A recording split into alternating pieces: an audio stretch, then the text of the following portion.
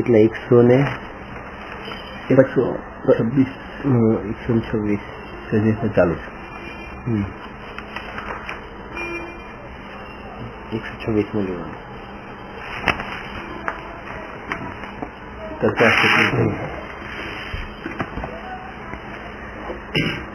નમો અરહંતાણમ નમો સિદ્ધાણમ નમો આયરિયાણમ નમો ઉવજ્જાયાણમ નમો લોએ સવ્વસાહૂનમ.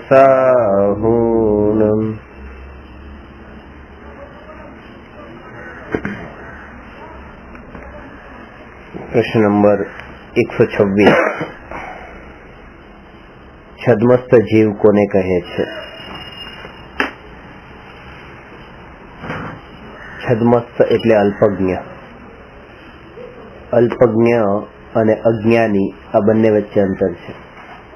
અજ્ઞાની એટલે કે જેને આત્મજ્ઞાન પ્રગટ ન થયું હોય એ અજ્ઞાની, અને જેને કેવળ જ્ઞાન પ્રગટ ન થયું હોય એ અલ્પજ્ઞ. આત્મજ્ઞાની ચોથા ગુણસ્થાનથી હોય અને કેવળ જ્ઞાની 13મા ગુણસ્થાનથી. એટલે પહેલા ગુણસ્થાનથી 12મા ગુણસ્થાન સુધીના બધા જીવને અલ્પજ્ઞ કહેવાય. પહેલાથી કે ચોથા? પહેલા ગુણસ્થાનથી. કારણ કે પહેલા ગુણસ્થાન વાળા તો અલ્પજ્ઞ છે જ તે. એ જેને કેવળ જ્ઞાન નથી એ બધા જીવ અલ્પજ્ઞ છે. સર્વજ્ઞ અને અલ્પજ્ઞ એવા બે પ્રકાર છે જીવમાં પર્યાયથી. સર્વજ્ઞ છે એ કે જે કેવળ જ્ઞાની છે, અને અલ્પજ્ઞ કે જે કેવળ જ્ઞાની નથી. એમાં પહેલા ગુણસ્થાનથી 12મા ગુણસ્થાનના બધા આવશે. છદ્મસ્ત જીવને જ્ઞાનાવરણી કર્મનો ક્ષયોપશમ હોય છે, અને કેવળીને જ્ઞાનાવરણી કર્મનો ક્ષય હોય છે. આમાં બે જ અવસ્થા હોય છે, ક્ષયોપશમ અને ક્ષયમાં ઉપશમ નથી હોતો. જેમ મોહનીય કર્મની 3 અવસ્થાઓ હોય, મોહનીય કર્મનો ઉપશમ પણ હોય, ક્ષયોપશમ પણ હોય અને ક્ષય પણ હોય. પણ જ્ઞાનાવરણી કર્મનો ઉપશમ ન હોય, ક્ષયોપશમ અને ક્ષય એ બે જ અવસ્થા હોય. જેટલા અંશે જ્ઞાનાવરણી કર્મનો ક્ષયોપશમ હોય એટલા અંશે જ્ઞાનાવરણી કર્મનો ઉદય નથી એમ સમજવાનું. એટલે માનો કે 10% જ્ઞાનાવરણી કર્મનો ક્ષયોપશમ છે તો 10% જ્ઞાનાવરણી કર્મનો ઉદય નથી, એટલે 90% જ્ઞાનાવરણી કર્મનો ઉદય છે. એટલે બંનેનો જે ટોટલ છે ઉદય અને ક્ષયોપશમ એ બંનેનો ટોટલ 100 થાય. એટલે જેટલા % પ્રગટ છે એટલા % ક્ષયોપશમ છે, જેટલા % પ્રગટ નથી એટલા % એ જ્ઞાનાવરણી કર્મનો ઉદય છે. છદ્મસ્ત જીવ કે જેને પહેલા ગુણસ્થાનથી 12મા ગુણસ્થાન સુધીના જીવ કીધા, તો એના અંદર કે શ્રેણીના ગુણસ્થાનોમાં આ ઉપયોગ એક સમયમાં એક જ જગ્યાએ રહે છે. અને જ્યાં સુધી છદ્મસ્ત જીવ છે ત્યાં સુધી એને જ્ઞાનોપયોગ હોય ત્યારે દર્શનોપયોગ ન હોય, દર્શનોપયોગ હોય ત્યારે જ્ઞાનોપયોગ ન હોય. ને કેવળીને જ્ઞાનોપયોગ અને દર્શનોપયોગ એ બંને એક સમયમાં એક સાથે હોય. આમાં એક વાક્ય છે ખાસ કે જ્ઞાન એ આત્માનો સ્વભાવ છે અને દર્શન એ આત્માનો સ્વભાવ છે, અને જ્ઞાન અને દર્શનનું એક સમયમાં વ્યક્ત ન થવું એ આત્માનો વિભાવ છે.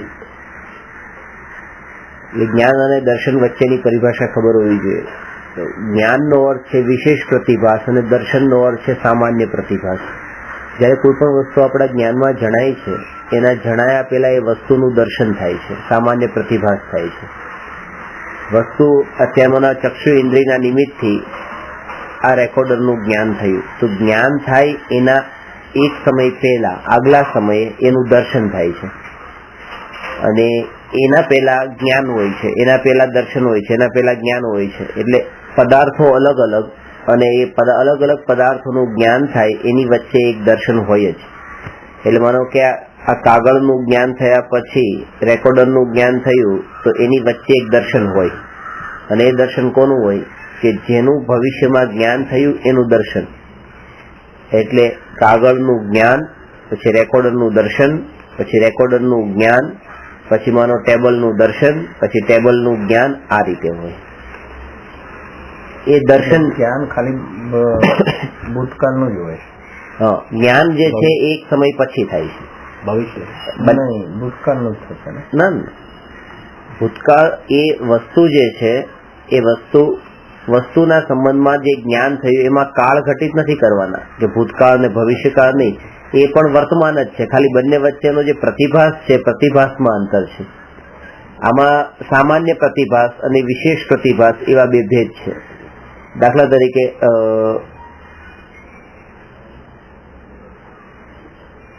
એક સાથે આ રૂમના અંદર પ્રવેશ થયા એક સાથે જે બધો સામાન્ય પ્રતિભાસ થયો, એક સાથે બધું દેખાવું, તો એ તો દર્શન છે. અને એમાંથી કોઈ પર્ટિક્યુલર એક વસ્તુનું, જે એક વસ્તુ ઉપર આપણને પ્રતિભાસ થવો, એનું નામ જ્ઞાન છે. એટલે જયારે જ્ઞાન થાય છે ત્યારે જ્ઞાન થયા પહેલા એનું આખું સામાન્ય સત્તા, એનું એક્ઝિસ્ટન્સ છે, ખાલી એટલી જ ખબર પડે છે. અને વિશેષ પ્રતિભાસમાં એનું એક્ઝિસ્ટન્સ કેવા પ્રકારે છે એ બધાનું પ્રતિભાસ થાય છે, એને જ્ઞાન કહેવાય છે. આ કંઈક છે બસ એટલા સુધી તે દર્શન, અને એના પછી જ્ઞાન. અને આ દર્શન છે પણ આત્માનો સ્વભાવ છે ને, એ છે 4 ઘાતી કર્મ છે ને, એમાં જ્ઞાનાવરણી અને દર્શનાવરણી, આ 2 કર્મ જે છે એમાં જ્ઞાનાવરણી કર્મના અભાવથી જ્ઞાન અને દર્શનાવરણી કર્મના અભાવથી દર્શન ગુણની પર્યાય શુદ્ધ પ્રગટ થાય છે. અહીંયા દર્શન એટલે શ્રદ્ધા લેવાની. દર્શન એટલે શ્રદ્ધા નહીં લેવાનું. અહીંયા દર્શનનો મતલબ પ્રતિભાસ લેવાનો, દર્શનનો મતલબ દર્શન ગુણ લેવાનો, શ્રદ્ધા ગુણ નહીં લેવાનો. શ્રદ્ધા ગુણ ત્યાં લેવાનો જ્યાં દર્શન મોહનીય કર્મની વાત આવે ત્યાં શ્રદ્ધા ગુણ લેવાનો, અને જ્યાં દર્શના વર્ણી કર્મની વાત આવે ત્યાં દર્શન ગુણ લેવાનું. દર્શન મોહનીય કર્મ અને અહીંયા દર્શનાવરણી. એ મોહનીય કર્મ જે 3જા નંબરનું, જ્ઞાનાવરણી, દર્શનાવરણી, પછી મોહનીય, એ 3જા નંબરનું જે કર્મ છે એ મોહની કર્મના 2 પ્રકાર છે, દર્શન મોહની અને ચારિત્ર મોહની. ચારિત્ર મોહનીનો સંબંધ છે ચારિત્ર ગુણ સાથે, દર્શન મોહનીનો સંબંધ છે શ્રદ્ધા ગુણ સાથે. અને જયારે બંનેના ભેદ ન કરવામાં આવે, દર્શન મોહની ને ચારિત્ર મોહની, ખાલી મોહનીય, તો એ મોહનીનો સંબંધ છે સુખ ગુણ સાથે. એટલે જેટલા અંશે મોહનો અભાવ એટલા અંશે સુખ વધે. 12મા ગુણસ્થાને મોહનીય કર્મનો અભાવ થાય છે તો 12મા ગુણસ્થાને પૂર્ણ સુખ પ્રગટ થાય છે. મોહ 12મે જ જાય. હા, અને એટલા માટે આજે અનંત ચતુષ્ટય કીધા છે ને, અનંત જ્ઞાન, અનંત દર્શન, અનંત સુખ અને અનંત વીર્ય, તો એનું કનેક્શન આ 4 ઘાતી કર્મ સાથે છે. અનંત જ્ઞાન પ્રગટ થાય છે જ્ઞાનાવરણી કર્મના અભાવથી, અનંત દર્શન દર્શનાવરણી કર્મના અભાવથી, અનંત સુખ મોહનીય કર્મના અભાવથી, અને અનંત વીર્ય એ અંતરાય કર્મના અભાવથી. 4 ઘાતી કર્મનો અભાવ થવો એટલે અનંત ચતુષ્ટય પ્રગટ થવા. ત્યાં ભેદ નથી કર્યા દર્શન મોહની, ચારિત્ર મોહનીના, એટલે શ્રદ્ધા ચારિત્રના ભેદ ત્યાં નથી. શ્રદ્ધા ગુણ ને ચારિત્ર ગુણ. પણ જયારે શ્રદ્ધા ગુણ ને એકલું શ્રદ્ધા ગુણ લેવામાં આવે તો ત્યાં, એટલે દર્શન મોહની કર્મ લેવામાં આવે તો ત્યાં પછી એનો અર્થ શ્રદ્ધા લેવાનો, અને ત્યાં એકલું ચારિત્ર લેવામાં આવે તો એનો અર્થ ત્યાં ચારિત્ર મોહની સાથેનો સંબંધ છે એ લેવાનો. દર્શનના 2 ભેદ. એટલે શ્રદ્ધા ગુણની જે પર્યાય છે ને એના 2 પ્રકાર, તો એના તો સમ્યક દર્શન ને મિથ્યા દર્શન. મિથ્યા દર્શન સમ્યક દર્શન કહીએ છીએ, દર્શન ગુણની પર્યાય નથી, એ શ્રદ્ધા ગુણની પર્યાય છે. અને જ્યાં દર્શન ગુણની પર્યાય હોય ત્યાં ચક્ષુ દર્શન, અચક્ષુ દર્શન, અવધિ દર્શન ને કેવલ દર્શન, એ દર્શન ગુણની પર્યાય છે. એટલે જે અત્યારે આ ચર્ચા કરીએ છીએ કે વસ્તુનું જ્ઞાન થયા પહેલા વસ્તુનો પ્રતિભાસ થાય છે, સામાન્ય પ્રતિભાસ, એનું એ આ ચક્ષુ દર્શન, અચક્ષુ દર્શન, એમાં પહેલા આપણે તો 2 જ દર્શન છે, ચક્ષુ દર્શન ને અચક્ષુ દર્શન. ચક્ષુ અને અચક્ષુના ભેદ વચ્ચે એમાં અંતર શું છે કે 5 ઇન્દ્રિય અને મન, 5 ઇન્દ્રિય અને છઠ્ઠું મન. એ છઠ્ઠું મન કીધું છે અને છઠ્ઠી ઇન્દ્રિય નથી કીધી. ઇન્દ્રિય તો 5 જ કીધી છે. જોકે જયારે પણ 5 ઇન્દ્રિય બોલીએ ત્યારે એની સાથે છઠ્ઠું મન બોલતા પણ હોઈએ છીએ. જે સંઘની પંચેન્દ્રિય આપણે વાત કરીએ તો તો એને ઇન્દ્રિયમાં કેમ નથી લીધું? કારણ કે એ ચિહ્ન તરીકે દેખાતું નથી. જે 5 ઇન્દ્રિય છે એ તો ચિહ્ન તરીકે આપણને વ્યક્ત છે. ઇન્દ્રિયનો અર્થ જ તે ચિહ્ન થાય છે. અને આ ચિહ્ન એવું છે જે આપણને દેખાતું નથી, શરીરના અંગરૂપ એવું દેખાતું નથી. અને મન જે છે એ દેખાતું નથી, એટલા માટે એને ઇન્દ્રિયમાં નથી લીધું, પણ એને રાખ્યું તો છે પાછું, પણ એને 6ઠા નંબરે એમ કહીને મન તરીકે રાખ્યું છે. તો 5 ઇન્દ્રિયમાં જે ચક્ષુ ઇન્દ્રિય છે એને તો ચક્ષુ કહેવાય, અને એ સિવાયની જે 4 છે અને મન, એટલે 5 ને એક શબ્દમાં અચક્ષુ કહેવાય. એટલે ચક્ષુ ઇન્દ્રિયથી જયારે આપણને જ્ઞાન થાય છે ત્યારે તો એ ચક્ષુથી થયું, અને એ સિવાયની જે બાકીની કાનથી, નાકથી, જીભથી અને ચામડીથી કે મનથી જે દર્શન થાય એનું નામ છે અચક્ષુ દર્શન.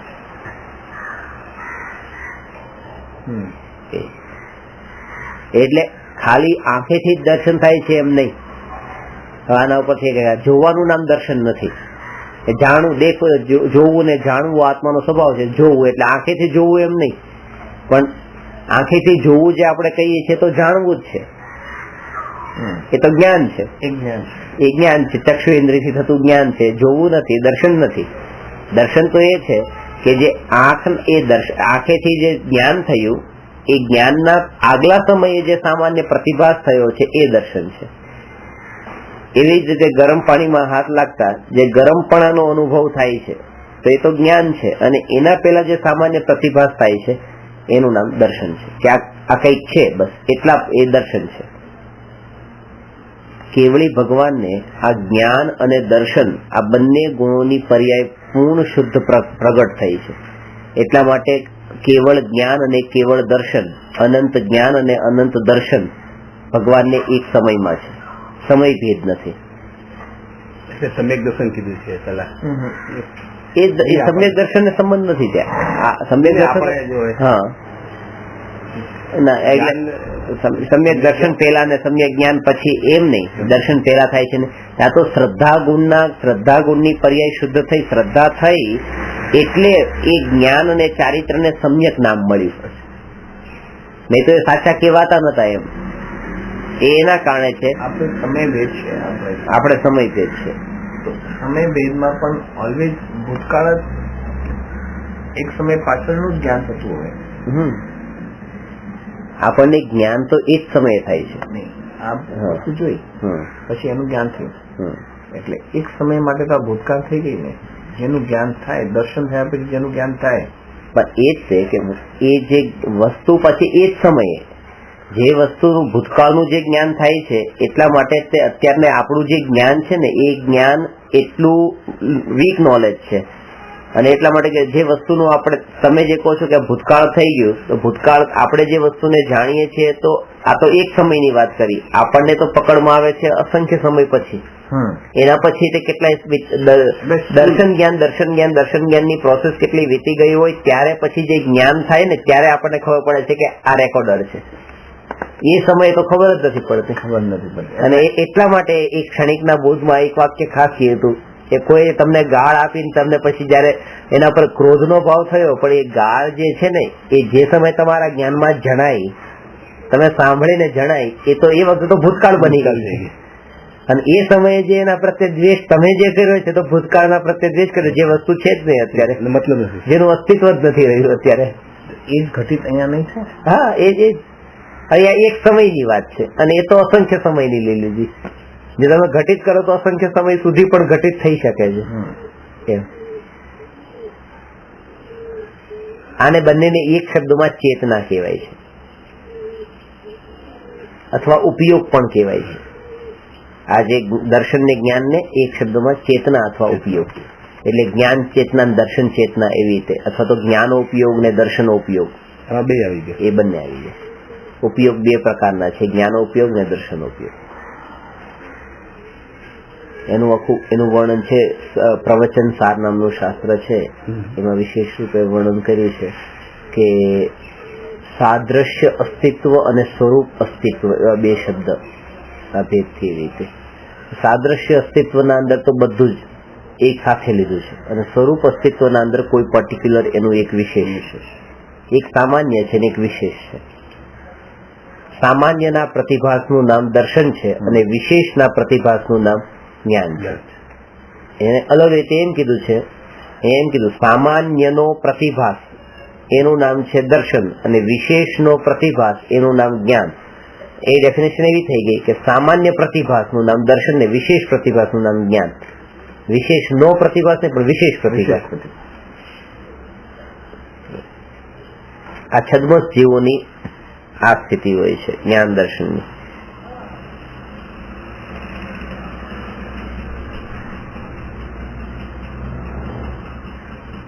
એક જીવને જે ગઈ વખતે શરીરની ચર્ચા કરી તે રીતે એક જીવને 5 જ્ઞાન છે, મતિ જ્ઞાન, શ્રુત જ્ઞાન, અવધિ જ્ઞાન, મનોપર્ય જ્ઞાન ને કેવળ જ્ઞાન. તો વધારેમાં વધારે કેટલા જ્ઞાન હોઈ શકે?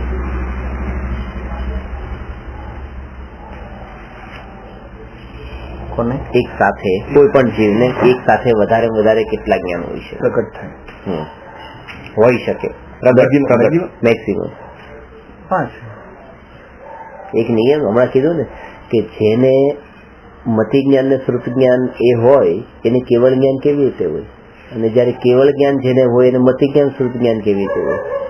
બંને જ્ઞાન અલગ અલગ છે, પરસ્પર વિરોધ છે ને. મતિ જ્ઞાન ને શ્રુત જ્ઞાન તો ઇન્દ્રિયોથી થવા વાળું જ્ઞાન છે, ઇન્દ્રિય જ્ઞાન છે, અને કેવળ જ્ઞાન તો અતિન્દ્રિય જ્ઞાન છે. અમે એમ સમજીએ કે આ બધું આવી ગયું કેવળ જ્ઞાન બધું એકને મેક્સિમમ કેટલા થઈ શકે? તો એકને મેક્સિમમ 2 ના, કેવળ 3 પણ હોય છે, 4 સુધી પણ હોય છે ને. જે જીવને મનઃપર્યાય જ્ઞાની મુનિરાજ હોય છે તો એમને મતિ જ્ઞાન એ હોય છે, શ્રુત જ્ઞાન પણ હોય છે, અવધિ જ્ઞાન પણ હોય છે, મનઃપર્યાય જ્ઞાન પણ હોય છે. છોડીને 4 હોય, 4 હોય છે. એટલે વધુમાં વધુ 4 જ્ઞાન હોઈ શકે.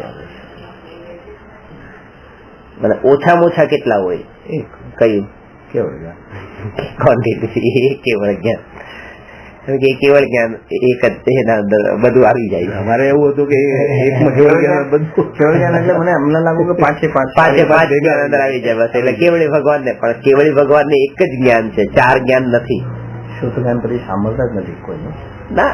એ શ્રુત એ સાંભળતા કદાચ ઇન્દ્રિયોથી તો જ્ઞાન જ થતું નથી ને.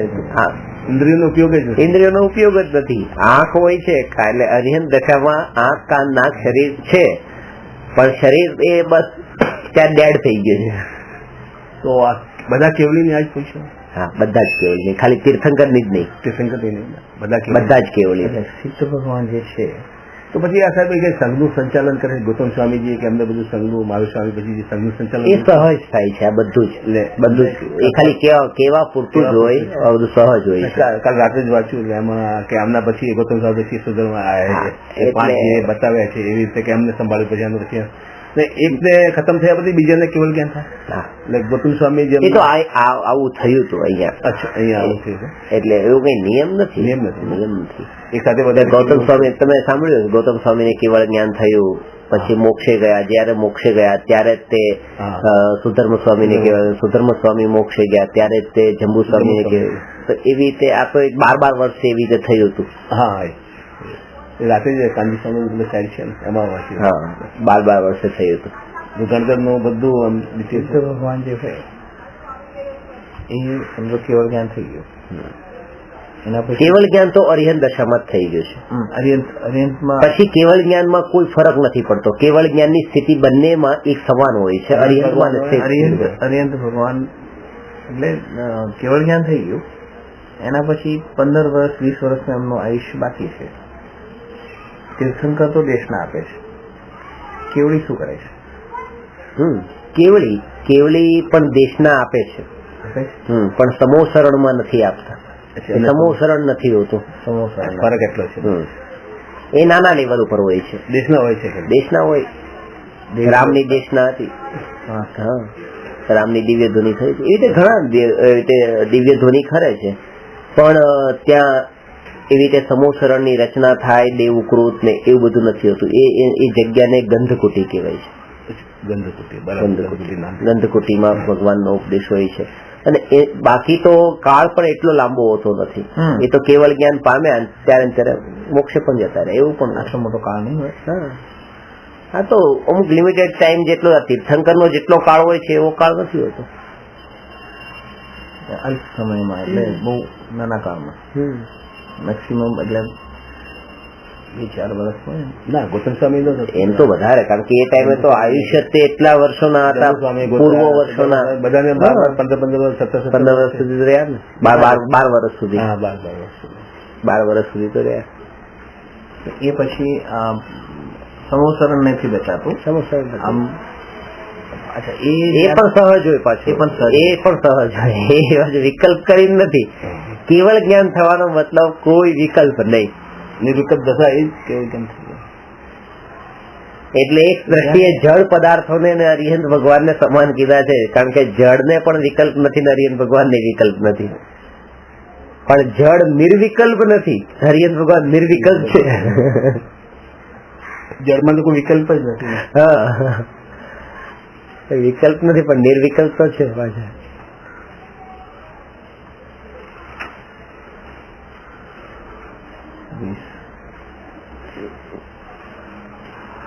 20 વિહારમાં જે વિષય છે અરિહંત છે, એ તો તીર્થંકર. તો અરિહંત તો વધારે આપણે અરિહંત આપણે અહીંયા જે છે એટલે એક સમયમાં અરિહંત વિચરી શકે છે ઘણા બધા, તીર્થંકર નહીં વિચરે. તીર્થંકર નહીં, રાઈટ. કેવલી થઈ શકે, તીર્થંકર નથી. 6 મહિનામાં 608 જીવ મોક્ષે જાય, એક સાથે ઘણા બધા જીવ જઈ શકે. અહીંયા એક સાથે અરિહંત તરીકે હોય છે, તીર્થંકર એક જ હોય. સાહેબ, આપણે જે ત્યાં નાસિક ત્યાં ગયા હતા, આપણે ગજપંથા, ત્યાં કે કરોડો મુનિ ગયા છે, તે બધો કાળ લાંબો હશે ને? આખો ચોથો આરો લેવાનો. ચોથો આરો તો કેટલો મોટો, એક કોડા કોડી સાગર -42,042 એ બધાનું એક સાથે ગણવાનું.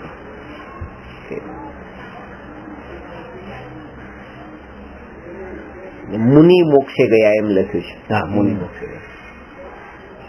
અરિહંત મોક્ષે ગયા એમ નથી લખ્યું. મુનિ મોક્ષે ગયા. આટલા કરોડ મુનિ મોક્ષે ગયા, આટલા કરોડ મુનિ મોક્ષે ગયા. મોક્ષ તો અરિહંત નો થાય છે, મુનિ નો ક્યાં થાય છે? મુનિ પછી અરિહંત ને અરિહંત પછી મોક્ષ છે. આપણે વખાણમાં તો મુનિ છું એટલે મુનિ. એટલા માટે ખાસ કરીને વર્ણન કર્યું છે કે અરિહંત વગર મોક્ષ થઈ શકે એવું માનવા વાળા તો કોઈ નથી. અરિહંત તો થવું જોઈએ, કોઈ મુનિ વગર મોક્ષ ના થાય, મુનિ વગર મોક્ષ ન થાય એ બતાવવા માટે આ મુનિ મોક્ષે ગયા. કારણ કે કોઈ લોકો એમ પણ માને છે ગ્રહસ્થ લિંગ થી પણ મોક્ષ થઈ શકે, રાજ્યમાં સભામાં રાજમહેલમાં બેઠા બેઠા પણ મોક્ષ થઈ જાય ને અહીંયા મોક્ષ એમ નથી. એટલે બધે મુનિ મોક્ષે ગયા એમ કીધું છે. કારણ કે મુનિ કીધું તો પછી એટલે મેં ક્ષણિકના બોધમાં શરૂઆતમાં જે લખ્યું છે ત્યાં આપણે કોઈ આમ સાધ્ય નું કહીએ ને તો એમ એવું ન લાગે કે તમારે શું મોક્ષે જવું છે, કે કોઈને પણ આમ કહીએ ગોલ બતાવીએ તો એમાં એને આશ્ચર્ય નથી લાગતું. પણ જયારે તમે એમ લો કે કહો કે મારે દીક્ષા લેવાનો વિચાર છે તો તરત જ ચોકી જશે કે તમે દીક્ષા લેવાનો છો. એટલે એને એમ જ છે કે જાણે મુનિ થયા વગર જે મોક્ષ જવાના હતા.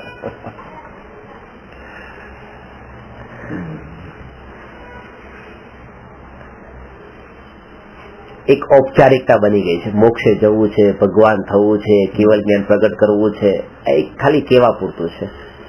જૈન કુળમાં જન્મ લીધો છે અને એટલા માટે જન્મથી જે સંસ્કાર મળ્યા છે એ રીતે હવે આ બોલવાનું શરૂ થઈ ગયું છે.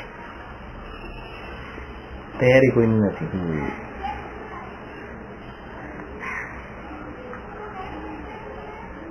આનું બળ રહેવું જોઈએ, સ્વાધ્યાયનું બળ હોય ને તો જ એને એટલી જાગૃતિ રહી શકે. પાછું ખોવાઈ જાય. હા, ટાઈમ નથી લાગતો ખોવાતા, 1 સેકન્ડ લાગે.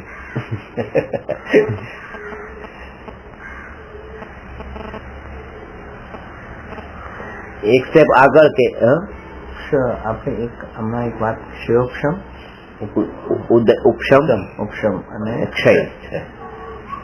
એ જરા ઉપશમ એટલે દબાઈ જવું.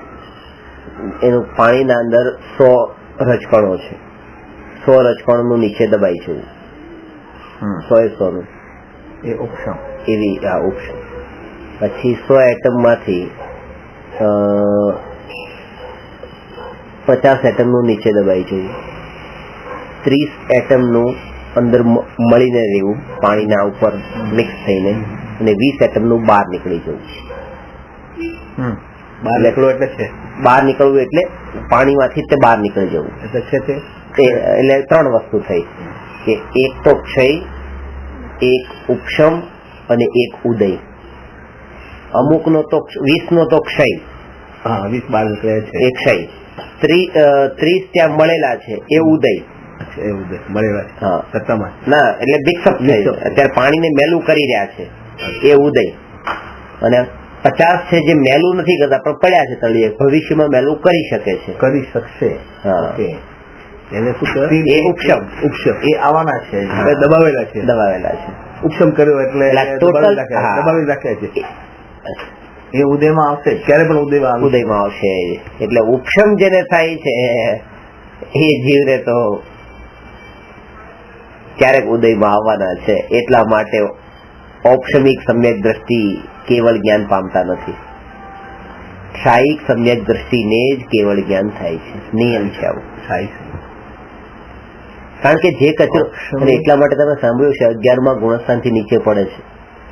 11મા ગુણસ્થાનથી કેમ? કારણ કે 11મા ગુણસ્થાનનું નામ જ છે ઉપશાંત મોહ. એ મોહને જેટલો ઉપશાંત ઉપશમ ઉપશમ ઉપશમ કરતા કરતા એ 11મા સુધી પહોંચ્યા. પણ પડેલો તો અંદર જ છે ને, ખાલી અંદર દબાયેલો છે એટલા ટાઈમ પૂરતો. તો પણ એ જતા નથી પાછા આગળ પડીને? હા પછી જાય છે, પણ પછી જાય છે ત્યારે તો ક્ષય કરીને જ જાય છે. પછી આ કરી ઉપશમ કરેલા ને ક્ષય કરવો જ પડે. ઉપશમ કરેલા ઉદયમાં આવીને ક્ષય કરવા પડે. તો પછી ફાયદો શું? ખોટે ખોટું ત્યાં સુધી જ્ઞાન પાછળ ફાયદો એટલો કે એ જેટલા અંદર દબ્યા ને એટલા અંશે આત્મામાં નિર્મળતા પ્રગટ થઈ, કર્મ દબાયા, આત્મામાં નિર્મળતા પ્રગટ થઈ, નિર્મળતાના બળ ઉપર જ તે અનુભવ્યું ને નિર્મળતા, એટલે અનુભવી. હવે એ કહે છે કે આવી અનુભવી છે, પરમાનન્ટ અનુભવી છે, તો પુરુષાર્થ વધારે ઉપડે છે, એકદમ મજબૂત વિશ્વાસ બેસી ગયો છે. ઉપશમ કરીને પણ કરે તો વિશ્વાસ એકદમ મજબૂત કરી નાખે, એને પોતાની પરિસ્થિતિ મજબૂત કરી નાખે. ક્ષાયિક સમ્યક દ્રષ્ટિ એટલે આ કઈ સ્થિતિ હોય? ક્ષાયિક સમ્યક દ્રષ્ટિ ની સ્થિતિ એ હોય કે મોહ જે છે, દર્શન મોહની કર્મ, એનો જડ મૂળથી નાશ કર્યો છે. હવે ક્યારેય પણ ભવિષ્યમાં કોઈ પણ પર પદાર્થને પોતાનો માનશે નહીં.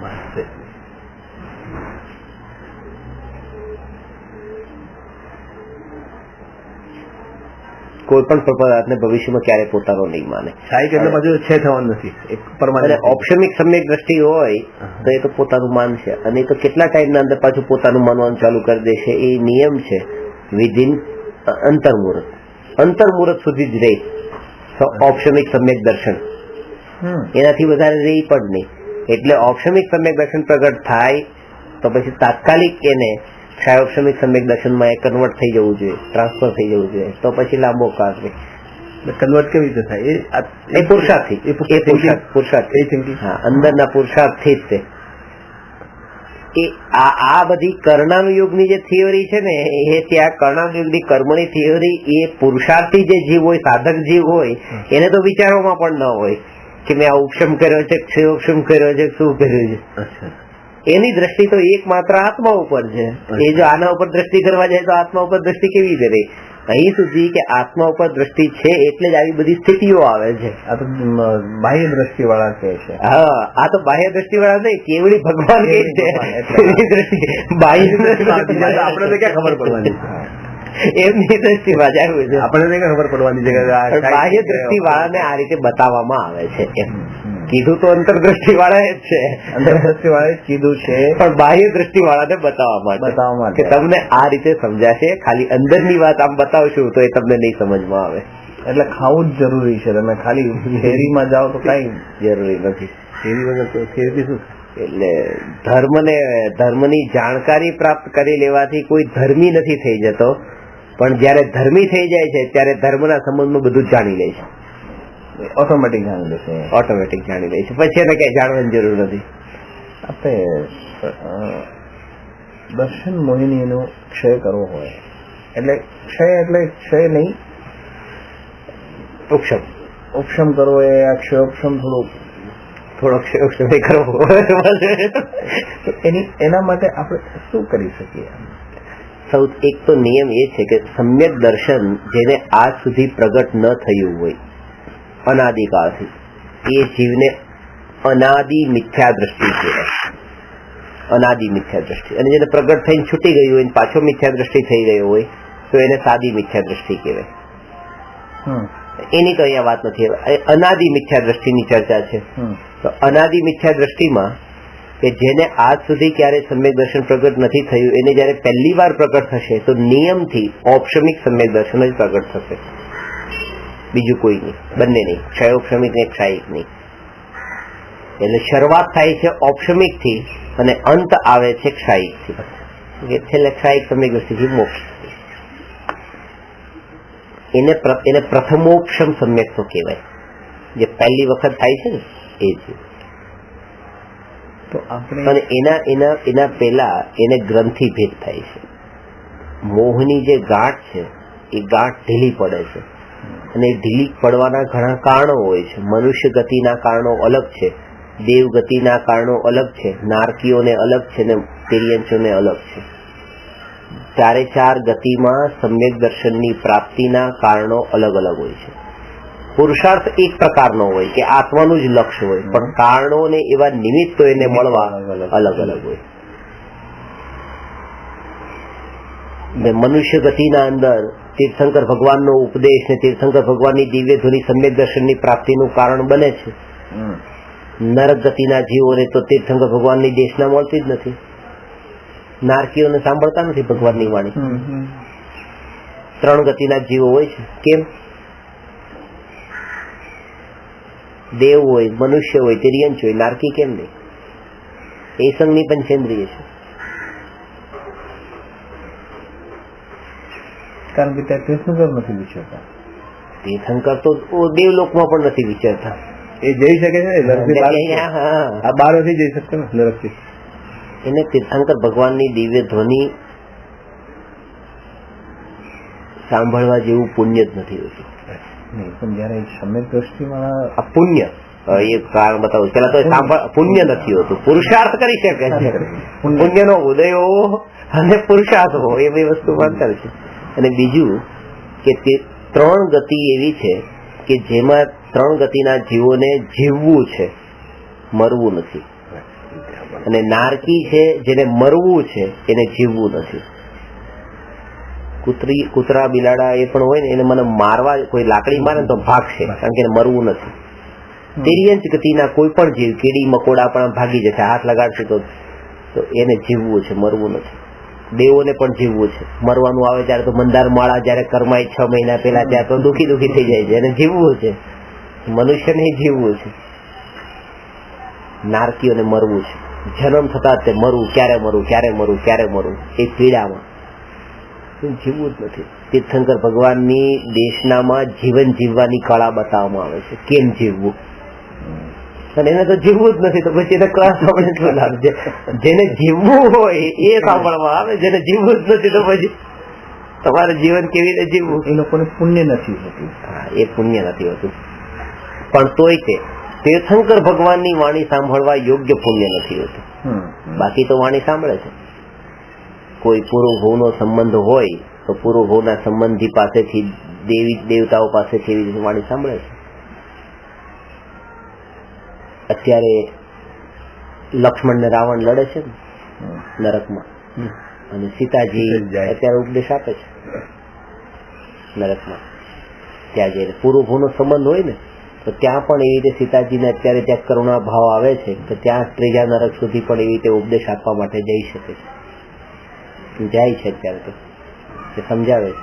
આપણે કીધું ને કે એને કહે છે કે તમે ઝઘડો નહીં, ઝઘડો નહીં. પેલા એ જતા રહેશે, એ હજી ફરશે સંસાર સીતાજી ફરશે. અને રાવણ છે, રાવણ ને કહે તમે આ સંસાર છોડો એમ. અને રાવણ તીર્થંકર થશે અને સીતાજી ગણધર થશે. રાવણ જ ગણધર, રાવણ ના જ ગણધર. ત્યારે તો રાવણ કે છે લક્ષ્મણ એ તો કઈ નહીં, એ ત્યાંથી પછી મોક્ષે જશે સીતા. ગણધર નહીં, એ તો આગળની 24 થશે ને, ટાઈમ છે ને. રાવણે તીર્થંકર ગોત્ર બાંધી દીધું. હા, એ બાંધી છે. વિચાર કરો તમે. આ ત્યાં નરક ગતિમાં પણ આવી રીતે આ વાણી અને નરક ગતિમાં ત્યાંની જે વેદના થાય છે એ દુઃખનું કારણ બને છે, સમ્યક દર્શનનું કારણ બને છે. નરક ગતિની વેદના સમ્યકનો નામનો સમ્યકનું કીધું છે. સમ્યક દર્શન જે છે રાવણનો જીવ એ પેલા સમ્યક દર્શન રાવણના ટાઈમમાં જે સમ્યક દર્શન પકડ થઈ ગયું એટલે તો આ બધા પૂતળા વાળા નારકી જે છે એ કારણ એનું નારકી બનશે. એ થઈ ગયું ને મોક્ષનું કારણ જે છે એને નરકની વેદના જે છે અને એમાં તત્વવાદ સૂત્રમાં લખ્યું છે કે વેદના સામાન્ય સમ્યક દર્શનનું કારણ નથી. ખાલી વેદના થાય સમ્યક દર્શન તો બધાને સમ્યક દર્શન થઈ જવું જોઈએ, વેદના તો બધાને થાય છે. પણ જયારે જે એવું ભેદ જ્ઞાન કરે છે કે આ વેદના મને થતી નથી ને હું એનો જાણનાર જ્ઞાતા આત્મા છું, ત્યારે એને સમ્યક દર્શન થાય છે. એટલે વેદનાથી છૂટવો પડે એનું કારણ બને છે, વેદના કારણ નથી. વેદનામાં ભેદ જ્ઞાન હોય, વેદનાથી ભેદ જ્ઞાન છે. ગ્રંથિ ભેદ જે છે એ એટલે ગ્રંથિ ભેદ એટલે આપણે ગાંઠ થોડી લૂઝ પડવી, એટલે એ ગાંઠ કઈ 4 પ્રકારથી આજે એકત્વ મમત્વ કર્તૃત્વ અને ભોક્તૃત્વ ની ગાંઠ બંધાયેલી છે પર પદાર્થો સાથે, એ છૂટવી. તો ગ્રંથિ ભેદ કરવો એટલે આમાં પણ પુરુષાર્થ જ એ પુરુષાર્થ જ છે. આ પ્રારંભની ભૂમિકા તમે જેમ કીધું સમ્યક દર્શન પ્રાપ્ત થાય, ઓપ્શમિક સમ્યક દર્શન થાય તો એના પહેલા શું થાય? તો એના પહેલા આ રીતે થાય, હું શરીર છું, આ શરીર મારું છે, હું શરીરનો કર્તા છું અને હું શરીરનો ભોગતા છું. એટલે કે કોઈ પણ નામ પૂછે તો શરીરનું જે નામ છે હું તરત જ બતાવી દઉં છું, એટલે અંદરમાં જે આ જ હું છું. આ શરીર મારું છે, એક પણ શરીરના અંગમાં કંઈ પણ થાય તો દુઃખ થાય છે, સુખ થાય, કઈ પણ અનુકૂળતા પ્રતિકૂળતા લઈને, અનુકૂળતા તો સુખ થાય, પ્રતિકૂળતામાં દુઃખ થાય, તો એને મારાપણાનું એક અંગમાં મારાપણું છે. દ્રષ્ટાંત મેં મહાવીર આવ્યું છે કે માથામાં વાળ હોય, વાળના અંદર એ કપાઈ ગયેલા વાળ હોય, પછી એમાં મારાપણું નથી, પણ જે અહીંયા છે એમાં મારાપણું છે. એક અંગમાં મારાપણું. અને એક છે કર્તૃત્વ, કે શરીરની ક્રિયાનો કરતા હું છું, કે આ શરીરને અત્યારે હું ખાવાનું આપું છું તો આ શરીર ટકે છે, નહીં તો હું જીવેત જ નહીં. હું આ શરીરનું બધું કરું છું અને શરીરનો ભોગતા પણ છું, એટલે આ શરીરને હું ભોગવું છું. આ શરીરમાંથી જે સુખ લેવાનો જે ભાવ છે એ ભોક્તૃત્વ બુદ્ધિનો ભાવ છે. એ 4 બુદ્ધિ આવશે આગળ. તો એ ગાંઠ છે મોહની. એ ગાંઠ થોડી પાતળી પડવી, એનું નામ છે મોહની ગ્રંથિ. હવે પાતળી પડી છે, અને ખરેખર તો ગ્રંથિ ત્યારે છૂટે છે જયારે સમ્યક દર્શન થાય છે, ત્યારે થાય પછી સમ્યક દર્શન થાય, પ્રગટ થાય.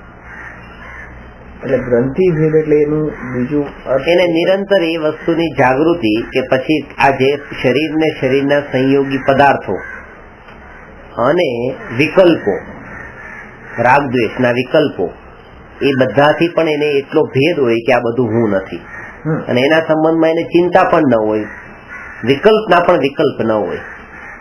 ગ્રંથિ ભેદ એટલે ભેદ જ્ઞાન પણ કહી શકે. ભેદ જ્ઞાન, બસ ભેદ જ્ઞાન પણ કહી શકે ને.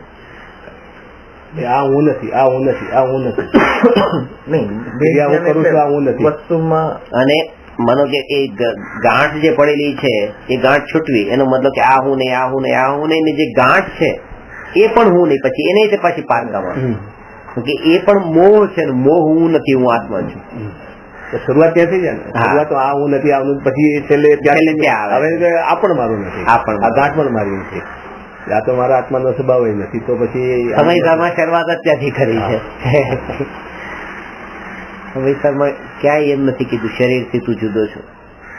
સમયસામાં એમ જ કીધું છે કે રાગ દ્વેષના ભાવ ને વિકલ્પોથી તું જુદો છો. શરૂઆત જ ત્યાંથી કરી. વિકલ્પ તારું સ્વરૂપ નથી, એટલે તું વિકલ્પની ચિંતા નહીં કર. જે પણ વિકલ્પો આવે છે, આમ છે આમ છે, એ તું છો જ નહીં, એનો તું કરતા જ નથી, એ તો ઉદયથી આવે છે. બસ તમને રસ શું કામ છે? તમે અંદરમાં દુઃખી થાવ છો કે આ વિકલ્પોથી છૂટું, તો ક્યારે છૂટું, ક્યારે છૂટું, ક્યારે છૂટું? શું કામ છૂટવું છે? એ તો ઉદય અનુસારે આવવાના છે.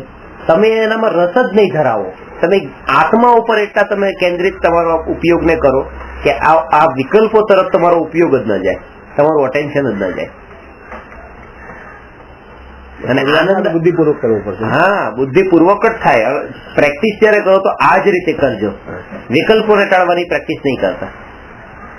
હવે આજે અડધો કલાક બેસે તું બહાર એ જવું મેં કેમ આવતા નથી, શું આવવાનું હશે ત્યારે આવશે, તું ખાલી વિકલ્પ કરતો વચ્ચે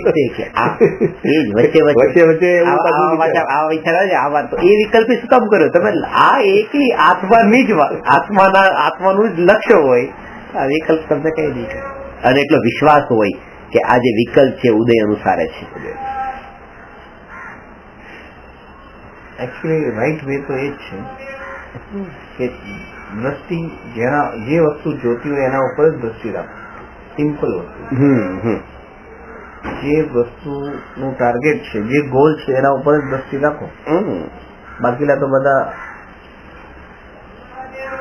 ડાયરેક્ટ જઈ શકતા નથી ને, એટલે વચ્ચે તો સ્ટેશન લાવવા જ પડશે. અને અંતે તો પછી ત્યાં પણ કે છે કે તમારું ગોલ, તમારું ડેસ્ટિનેશન શું છે, મોક્ષ છે ને, એના ઉપર એ દ્રષ્ટિ નહીં રાખો, દ્રષ્ટિ આત્મા ઉપર રાખો. કારણ કે આત્મા ઉપર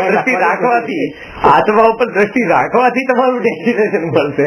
કેવળ જ્ઞાનની દ્રષ્ટિ નહીં, સમ્યક દર્શનની દ્રષ્ટિની દ્રષ્ટિ તો જોઈ, દ્રષ્ટિ ક્યારે આવશે તો પાછું ત્યાં પર્યાય ઉપર દ્રષ્ટિ નહીં જોઈએ. દ્રષ્ટિ મેન એ છે. એ પણ તમારું ગોલ પણ સહજ થઈ જવું જોઈએ. જયારે એ ગોલ હોય પણ ગોલની પ્રાયોરિટી એટલી ન હોય જેટલી એ ગોલ, આ ગોલ સુધી પહોંચવાનું જેના માધ્યમથી છે એની પ્રાયોરિટી જેટલી હોય. એ હોય કે માનો કે આ પારસમણી છે એ લોખંડને ટચ થશે એટલે લોખંડ સોનું થઈ જાય છે. તો આ ત્રણ વસ્તુ છે, લોખંડ, પારસમણી અને સોનું. આ ત્રણમાંથી કિંમતી શું? તો કે લોખંડ તો નહીં અને સોનું પણ નહીં, પારસમણી એ કિંમતી છે. કારણ કે એ લોખંડ ને સોનું કરી દે છે, જે સોનું કરી દે છે એ વધારે કિંમતી છે.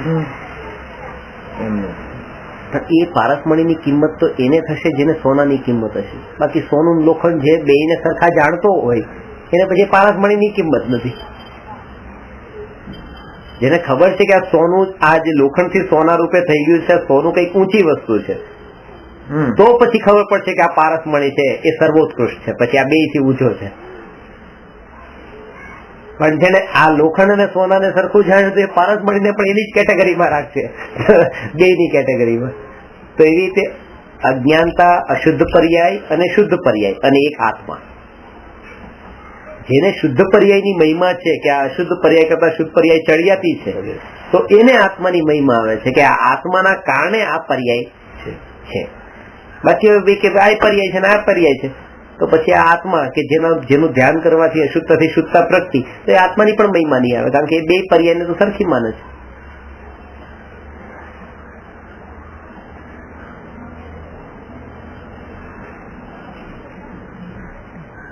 એટલે પર્યાય તમારું પર્યાય ગોલ હોય પણ એ તમારા ધ્યાનનો ધ્યેય ન હોય. ધ્યાનનું ધ્યેય જે છે એ આત્મા જ હોય.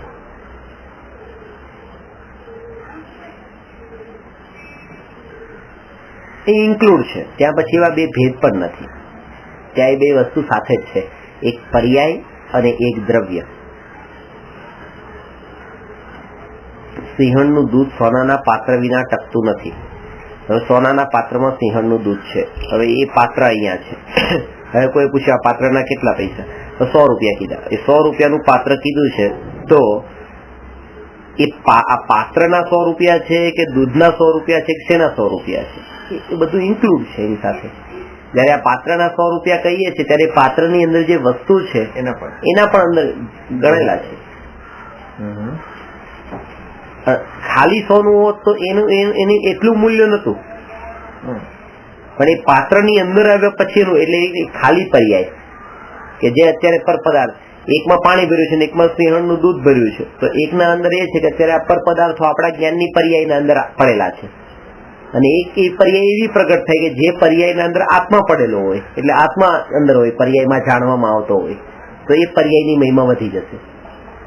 પર્યાય તો એ જ છે, પેલા એ જાણવા વાળી જે પર્યાય હતી એવી જ પર્યાય છે, પણ એના અંદર જે જણાયું જે વસ્તુ છે એના કારણે એ પર્યાયની મહિમા વધી ગઈ. પાત્ર તો બંને સોનાના છે, પણ એકના અંદર ખાલી પાણી છે, એટલા માટે એની મહિમા એટલી નથી. પેલામાં અંદર શું છે એના કારણે પર્યાયની મહિમા છે, પાત્રની મહિમા છે.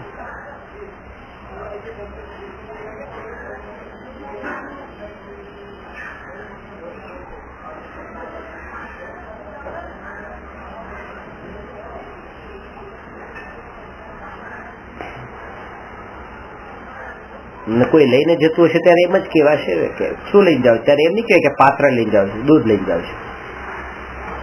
બરણીમાં દૂધ લઈને જતા કોઈ શું લઈને જાવ છું, બરણી લઈને જાવ છું ને દૂધ લઈને જાવ છું, કારણ કે વસ્તુ અંદરની મુખ્યતા એની છે. તો એવી રીતે પર્યાય, જે પર્યાયમાં આત્મા જણાય છે ત્યાં પણ પર્યાયની મુખ્યતા નથી રહેતી. પર્યાયનું ઇમ્પોર્ટન્સ બહુ જ છે, કારણ કે પર્યાય વગર રાખશો શેમાં? એ દૂધ પર્યાય જો પાત્ર ન હોતો રહે શેમાં? એટલે પર્યાયની મહિમા તો ઘણી છે, પણ દ્રષ્ટિ કે હું આ આત્માની ઉપર દ્રષ્ટિ છે, આ દૂધ લઈને જાઉં છું, પાત્ર લઈને.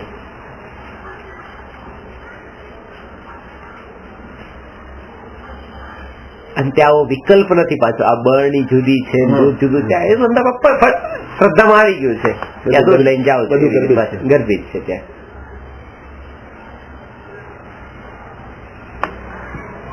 બરણી વગર દૂધ જાય ને, બરણીની અને દૂધ જાય ત્યારે બરણીનું નામ પણ ન હોય. જેમાં તો મોટો રોલ બરણીનો છે. હા, પર્યાયનો તો રોલ મોટો છે, પર્યાય મોટો છે, પણ છતાંય એની વેલ્યુ નથી. વેલ્યુ જે છે એ કારણ કે ઘરે જઈને બરણી નથી ચાખવાની, અનુભવ બરણીનો ને દૂધ નો કરવાનો. એવી રીતે અહીંયા એનો જે અનુભવ થાય છે આત્માનો થાય છે, આ પર્યાય નો અનુભવ નથી. પર્યાય માં અનુભવ થાય છે, પણ પર્યાય નો અનુભવ થતો નથી. અનુભવ પર્યાય માં થાય, પર્યાય વગર ન થાય, પણ પર્યાય નો ન થાય.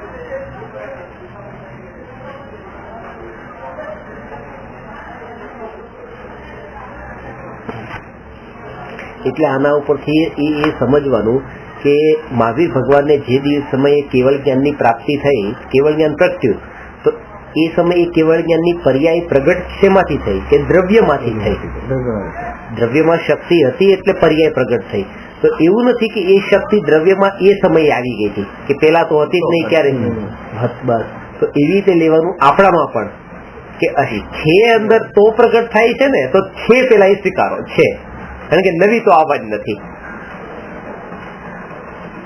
છે મગજમાં આવતા જ કેટલો આનંદ આવી જાય તો ક્યાં શોધવા જવું નથી. પહેલી વાત કે આ પ્રકટ કરવાનું, પ્રકટ તો અંદરથી જ કરવાનું, મહેનત ત્યાં જ કરવી છે.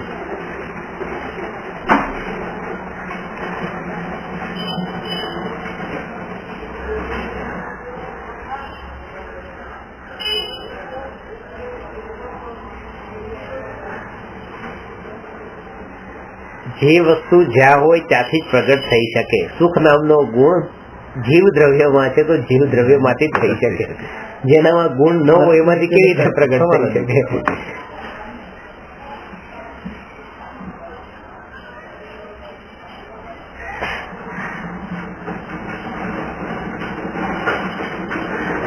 અમારી ભૂમિકામાં અમને થોડું શું, તમારે તો આ જાગૃતિ પેલા રાખવાની. જેટલા પર પદાર્થોમાં એક જ મમત્વ અને કર્તૃત્વ અને ભોક્તૃત્વ, હું આત્મા છું એ વાતનું જયારે વિસ્મરણ થઈ જાય, તરત જ એ જાગૃતિ, તરત જ યાદ રાખવાનું હું આત્મા છું. પેલા ગ્રંથિભેદ કરો, બસ હું આત્મા છું, આ બધાથી જુદો છું. અને વિકલ્પો જે છે એ વિકલ્પો દુઃખના કારણરૂપ લાગે, સંયોગો દુઃખના કારણરૂપ ન લાગે. દુઃખનું કારણ કોણ છે? વિકલ્પો. સંયોગો નથી.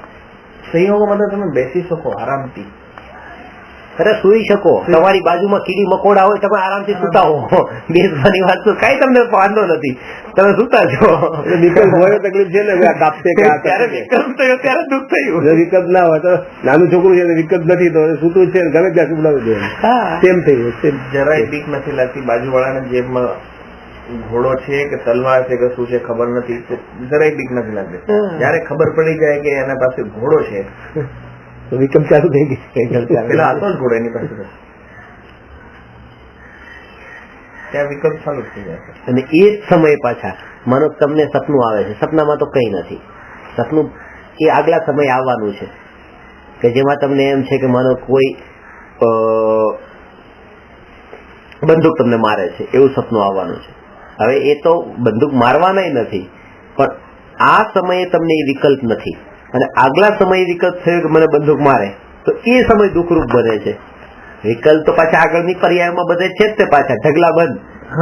આગળની પર્યાયના વિકલ્પ પણ વર્તમાન પર્યાયના દુઃખનું કોઈ કારણ નથી. ભૂતકાળના બધા વિકલ્પ વર્તમાન પર્યાયનું કોઈ કારણ નથી. વર્તમાનનો વિકલ્પ જ વર્તમાન પર્યાયના દુઃખનું કારણ છે, એક જ વિકલ્પ. એટલે આપણે અનંત વિકલ્પને નથી ટાળવાના, કારણ કે આને તો ટાળી શકતા નથી, આને ટાળી શકતા નથી. હવે આને ટાળવાનો રહ્યો ખાલી વર્તમાન, કારણ કે એ દુઃખનું કારણ બને છે. સમાધિ દ્રષ્ટિ હટાવો એટલે ભવિષ્યના અંદર માનો કે એવા ગમે એટલા સપના, ગમે એવી પરિસ્થિતિ, ગમે એવા વિકલ્પો આવવાના છે, એ વર્તમાન પર્યાયના દુઃખનું કારણ નથી. એ ખબર જ નથી. અનંતકાળ સુધીના વિકલ્પ, ભૂતકાળના અનંતકાળના વિકલ્પો વર્તમાનમાં.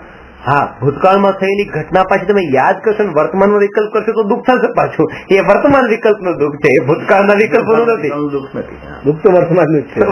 વિકલ્પ તો વર્તમાનના વિકલ્પ તો વર્તમાનના જ છે.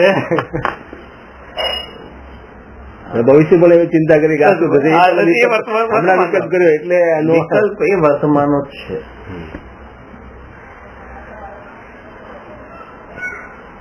એટલે ખાલી એક જ વિકલ્પને ટાળવો છે. એક જ વિકલ્પ ત્યારે આખી આત્મ સાધના સરળ થઈ જાય. એક સમયના વિકલ્પ ટાળવો, અને એક સમયના વિકલ્પ ટાળવો. હવે એ કેમ ટાળે કે આ એક સમયનો વિકલ્પ છે અને આ એક આત્મા છે. હવે આત્મા ઉપર દ્રષ્ટિ કરે તો વિકલ્પ એક સમયમાં તો એક જગ્યાએ દ્રષ્ટિ જશે, આત્મા ઉપર દ્રષ્ટિ જશે તો આ વિકલ્પ ઉપર દ્રષ્ટિ જશે. અને આ વિકલ્પ ઉપર દ્રષ્ટિ કેમ હતી? કારણ કે એમ જાણ્યું કે આ વિકલ્પ જે છે એનો કરતા તો કર્મનો ઉદય છે, અને આ તો આવવાનો જ છે પાછો. એમાં આપણો રોલ મારો રોલ છે જ નહીં. એટલા માટે જાણનાર, તો જાણનાર ઉપર જોર વધારે રાખવાનું, વિકલ્પ ઉપર નહીં. પ્રાયોરિટી જાણનાર આત્માને આપવાની, વિકલ્પોને નહીં. અને એનું ફળ શું? એનું ફળ આનંદ. દુઃખ હટી ગયું, દુઃખ તત્કાલ આનંદ. તત્કાલ તત્કાલ જ આનંદ હોય છે. એમ નહીં કે પુરુષાર્થ અત્યારે કરીને આનંદ પછી મળે. તત્કાલ. મહાવીર ભગવાન આજે સુખી છે. ઘણા લોકો એમ કહેતા હોય છે કે એક સમય માટે પુરુષાર્થ કરી લો, એક સમય, અને અનંત કાળ સુધી સુખ. પણ એમ નથી. આ સમયે પુરુષાર્થ કર્યો તો આ સમયે જ સુખ. કારણ કે જે વર્તમાન પર્યાયના વિકલ્પનું દુઃખ વર્તમાન પર્યાયમાં જ છે, આગળની પર્યાયમાં નહીં. એવી રીતે વર્તમાનની નિર્વિકલ્પ દશાનું સુખ વર્તમાન પર્યાયમાં જ છે, આગળની પર્યાયોમાં નહીં. મહાવીર ભગવાન આજે સુખી છે, વર્તમાન પર્યાયમાં સુખી છે. કે આ કેમ? વર્તમાન પર્યાયમાં એ પુરુષાર્થ કરે છે, એ સ્વભાવમાં લીન છે. એ પુરુષાર્થ, જે સમયનો પુરુષાર્થ એ સમયે આનંદ. તો અનંત કાળ સુધી પુરુષાર્થ છે ને અનંત કાળ સુધી આનંદ છે. એટલે ભગવાન થયા પછી પુરુષાર્થની શું જરૂર? આ જરૂર. પણ ત્યાં વિકલ્પ ને બુદ્ધિપૂર્વકનો પુરુષાર્થ નથી. બુદ્ધિપૂર્વકનો જેમ એક વ્યક્તિ છે કે જે માનો કે 1000પતિ છે, લખપતિ થાય, કરોડપતિ થાય, તો એ પુરુષાર્થ કરે છે. હવે કરોડપતિ સુધીનું ગોલ છે, તો એ પુરુષાર્થ તો કરે છે. કરોડપતિ થયો, થયા પછીનો પુરુષાર્થ શું? હવે કરોડપતિ થઈ ગયા પછી કરોડપતિ રૂપે ટકી રહેવાનો પુરુષાર્થ, એ પણ એક પુરુષાર્થ છે. પેલાનો પુરુષાર્થ કેવો હતો કે રોજ દુકાને જવું, આવવું, મેં જે દોડધામ કરવી પડતી એવું નથી. હવે ખાલી એને વોચ કરવાનું છે, બસ જે પડેલું છે. પણ એ ધ્યાન તો રાખવું જ પડશે પાછું, નહીં ખોવાઈ જાય. છોકરો ક્લાસમાં ફર્સ્ટ આવે ને, અને એક નંબર મેન્ટેન કરવું બહુ મુશ્કેલ છે.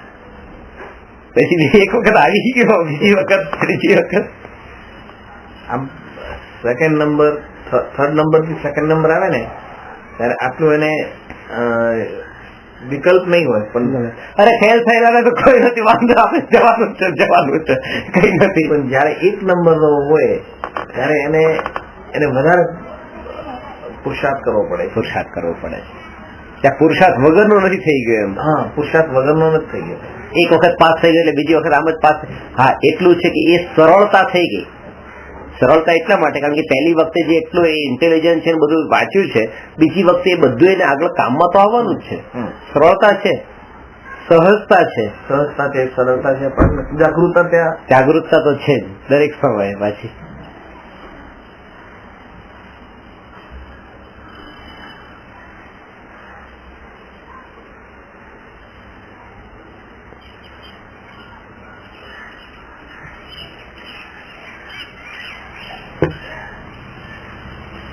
જે સમયે સુખ થાય છે એ સમયે પુરુષાર્થ જરૂરી છે. બસ તમારે મને 5 સમય સુખ લેવું તો 5 સમયનો પુરુષાર્થ જરૂરી છે. પાછે 5 સમય તો ગાડી પછી આત્મામાંથી બહાર શું કામ આવી જાય છે? ધ્યાનમાંથી બહાર આવી જાય છે. આનંદ લેતા તો આનંદ લે ને.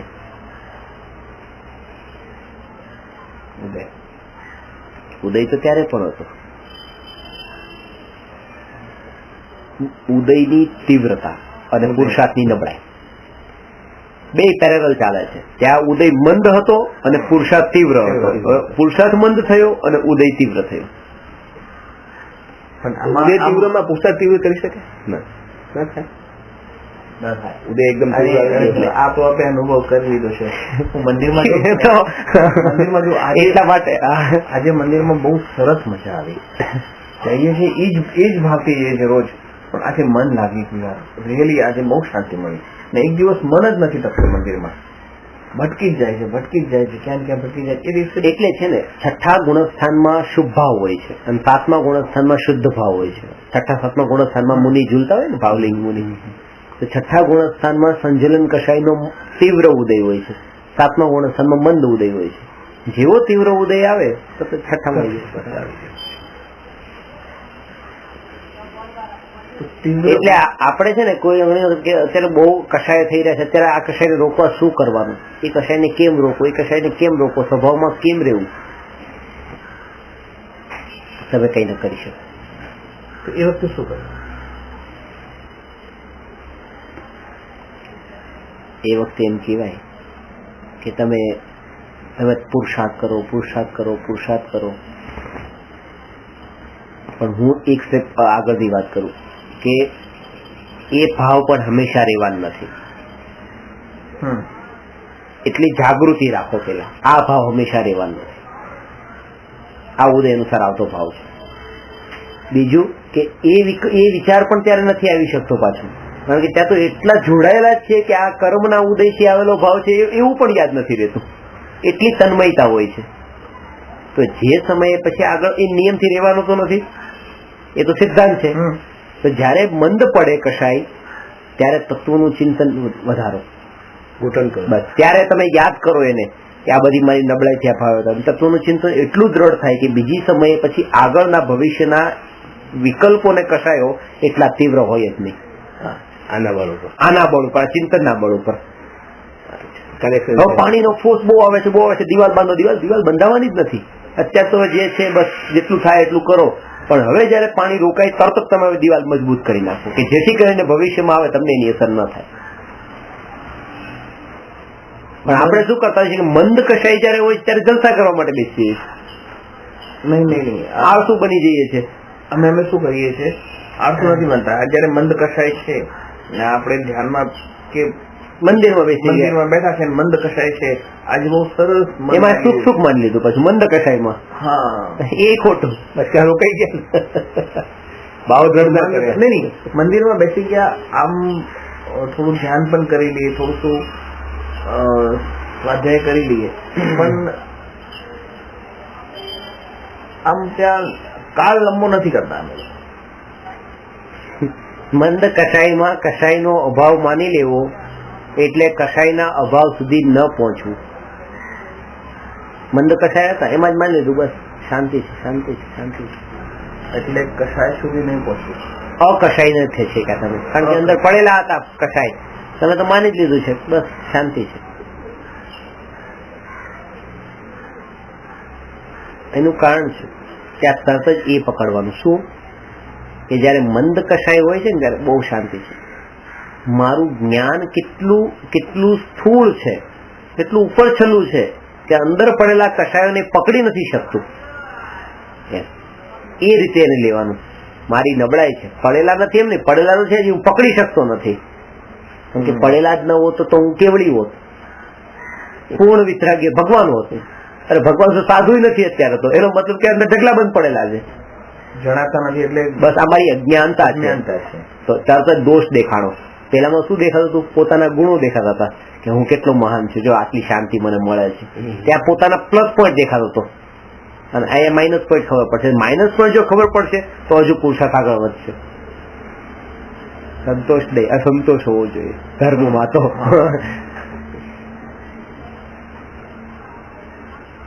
દોષોને જાણે નહીં તો દોષ દૂર કેવી રીતે થાય? પણ આપણે એક આવી વિચાર કરતા હતા એક વખત કે જયારે આટલા વિકલ્પોથી આપણે થોડાસા વિકલ્પ ઓછા થાય ને જે અનુભવ મળે છે, તો આ તો અમને આની બહુ વેલ્યુ લાગે છે હજી. એટલે આટલા વિકલ્પ ઓછા થવાથી આટલી શાંતિ મળતી હોય તો નિર્વિકલ્પમાં કેટલી શાંતિ હોય એ અનુમાન કરીએ. એ અનુમાન કરતા કરતા આપણે બસ, પણ પછી એને આગળ વધતા નથી.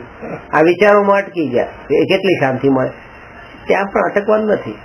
આપણી ભૂમિકામાં એ વસ્તુ મને લાગે કે આની મહિમા જાણીએ તો વધારે સારું નહીં, વધારે સારું. પણ ત્યાં પછી અટકવાનું નથી. આજની ભૂમિકામાં તો એ બે ક્ષણનું નિર્વિકલ્પ અવસ્થા પણ અમારા માટે તો અજ્ઞાનીને એક સમયનો પણ નિર્વિકલ્પ નથી. એક સમયનો પણ નથી, બે સમય નહીં, ક્યાં આવી એક સમયની પણ નિર્વિકલ્પ દશા નથી. સમ્યક દર્શિત થઈ ગયો.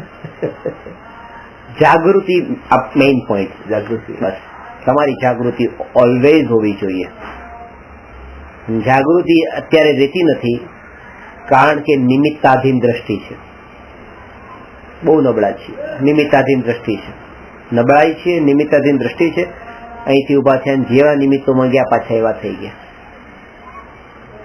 એવા એવા વિચારો આવવા મળશે, એવા એવા રાગ દ્વેષ થવા મળશે, એમાં સુખ દુઃખના ભાવ પણ થવા મળશે. કારણ કે અત્યારે દ્રષ્ટિ જેવી છે. અહીંયા નથી થતા કારણ કે અહીંયા અત્યારે આવું નિમિત્ત છે, પછી બીજું નિમિત્ત છે. અને એટલા માટે કીધું જ્યાં સુધી તમારી દ્રષ્ટિ નિમિત્તાધીન છે ત્યાં સુધી સદનિમિત્તોમાં રહેવું એ તમારું કર્તવ્ય છે. જયારે અસર કરે જ છે નિમિત્તો, પછી સદનિમિત્તોમાં શું કામ ન રહેવું? ભાવલિંગી સાધુની તો દશા એ સટન લેવલે પહોંચી ગયા કે 3 કશાય ચોકડીનો અભાવ થયો. હવે તો નિમિત્ત અસર કરતા નથી ને, તોય તે નિમિત્તોમાં શું કામ રહે છે? જંગલમાં શું કામ રહે છે? નગરમાં કેમ નહીં? એકાંતમાં શું કામ રહે છે? અહીંયા આપણા ટોળામાં કેમ નહીં? નિમિત્તોમાં આવી જાય ને કે નહીં. એ લેવલે પહોંચ્યા પછી પણ નિમિત્તોથી દૂર રહેવું. તો વિચાર કરો કે આપણા જેવા એ નિમિત્તોથી દૂર રહેવાની કેટલી જરૂર છે.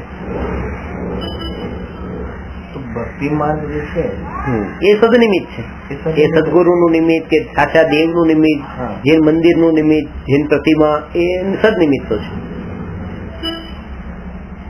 અત્યારે એ નિમિત્તો મારો એની જ વાત કરીએ છીએ. સદનિમિત્તનો મતલબ એ જ છે કે જ્યાં રહીને તમે અશુભથી બચો. બસ અત્યારની ગોલ એ છે કે અશુભથી બચો.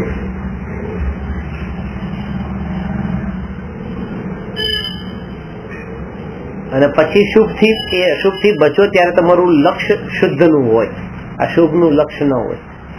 ઓલવેઝ લક્ષ્ય તો પૂર્ણતાનું, ડેફિનેટલી શુદ્ધનું જ હોય ત્યારે જ આપણે શુભમાં બેસી શકીએ.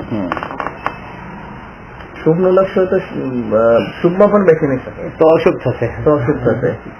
શુભના લક્ષ્ય શુભ એ તો અશુભ છે. સોનું ટાર્ગેટ હોય ત્યારે જ આપણે 30-40 સુધી પહોંચી શકીએ. આમાં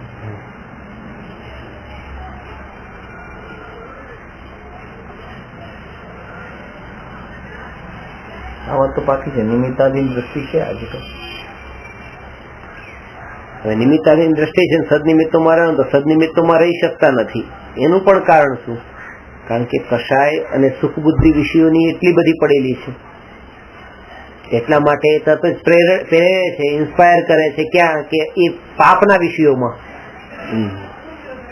એટલા માટે તમે વિચાર કરો તો પણ તમે એ બાજુ જઈ નથી શકતા. આ સદનિમિત્તોમાં પાછું ત્યાં જ જવાનો વિચાર આવે છે. જોર એનું હોય છે કારણ કે સુખ બુદ્ધિ એમાં છે ને, એટલે પેલા તો આ સુખ બુદ્ધિ ટળવી જોઈએ. અને એ બુદ્ધિ ટાળવા માટે, સુખ બુદ્ધિ ટાળવા માટે આદર્શ જ્ઞાનીઓ કે જ્ઞાની હોય પણ આ કર્યું તું, આ કર્યું તું, આ કર્યું તું, અંતે તો દુઃખ જ મળ્યું, આમાં દુઃખ જ મને મળવાનું છે. એ રૂપે એવું માનતો બિઝનેસ ફેલાયો પણ કે જ્ઞાની હોય તો આનાથી પણ વધારે બધો વૈભવ ભેગો કર્યો, અંતે તો દુઃખ જ હતું. બસ તો પછી હું આ દુઃખના માર્ગે જ જાઉં છું એવી જાગૃતિ. ભલે તમે નથી છોડી શકતા પણ આવી જાગૃતિ કે આ દુઃખ જ છે એ ક્યારેક તમને પાછા વાળી દેશે. સતત જાગૃતિ, આવી જાગૃતિ છે. અને એમાં તે કોઈ જીવનની એવી ઘટના ઘટી કે કોઈ તમારા ફેમિલીમાં નજીકનું કે કોઈનું પણ મિત્રનું કે કોઈનું એવાનું મરણ થયું, મરણ થતા તો તમને ફટકો લાગ્યો, ફટકો લાગતા કોઈને એવો વિચાર આવે એટલે હું સુસાઇડ કરી લઉં. અમારા નજીકનાનું આવવાનું મરણ થઈ ગયું અને કોઈને એમ લાગે બસ જો જ્ઞાની હોય કીધું હતું કે આ દુઃખ જ છે તો તરત તમે વૈરાગ્યમાં ઢળી જશો. આ ચિંતન જો આવા રૂપનું ચાલુ હશે ને તો જીવનની જે ઘટનાઓને જે ફટકા પડે છે ત્યારે જીવ ધર્મમાં વળે અને ત્યારે જીવ પાપમાં પણ લાગી જાય. આ બધા દારૂની લતે કેમ લાગી જાય છે? દેવદાસ નથી જોયું?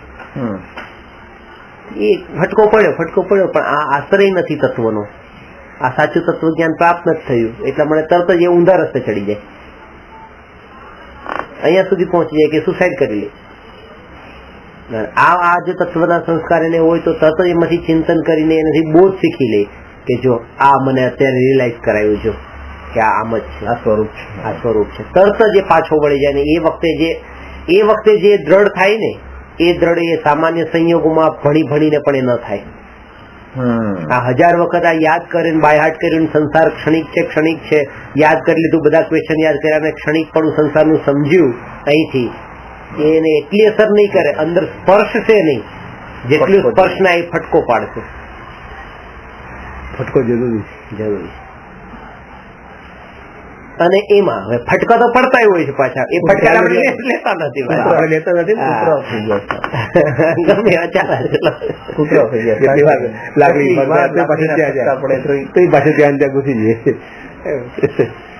અને શ્રદ્ધાનું બળ એવું નથી, એમ હોય છે. મને એક જ વસ્તુ છે, મારે મને આ શ્રદ્ધાનું બળ જે છે ને એમાં ઇમ્પ્રુવમેન્ટ કેવી રીતે કરવું એ માર્ગ ઉપર મારે થવું છે.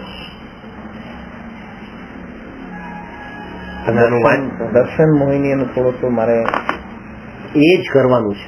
જ્ઞાનના પડખાને વધારે અહીંયા જે આપણે બેસીએ છીએ એમાં પણ તમારું બોલ જ્ઞાનનું પડખું વધે ન હોવું જોઈએ, શ્રદ્ધાનું જ પડખું. શ્રદ્ધા મારે તો કોશિશ દેવાની એવી છે એટલે મને ભક્તિ માર્ગમાં હજી મને ભક્તિ માર્ગ જ્ઞાન માર્ગ કે ભક્તિ માર્ગ આમ મને શ્રદ્ધા સતત 24 કલાક મને આની ઝંખના જોઈએ.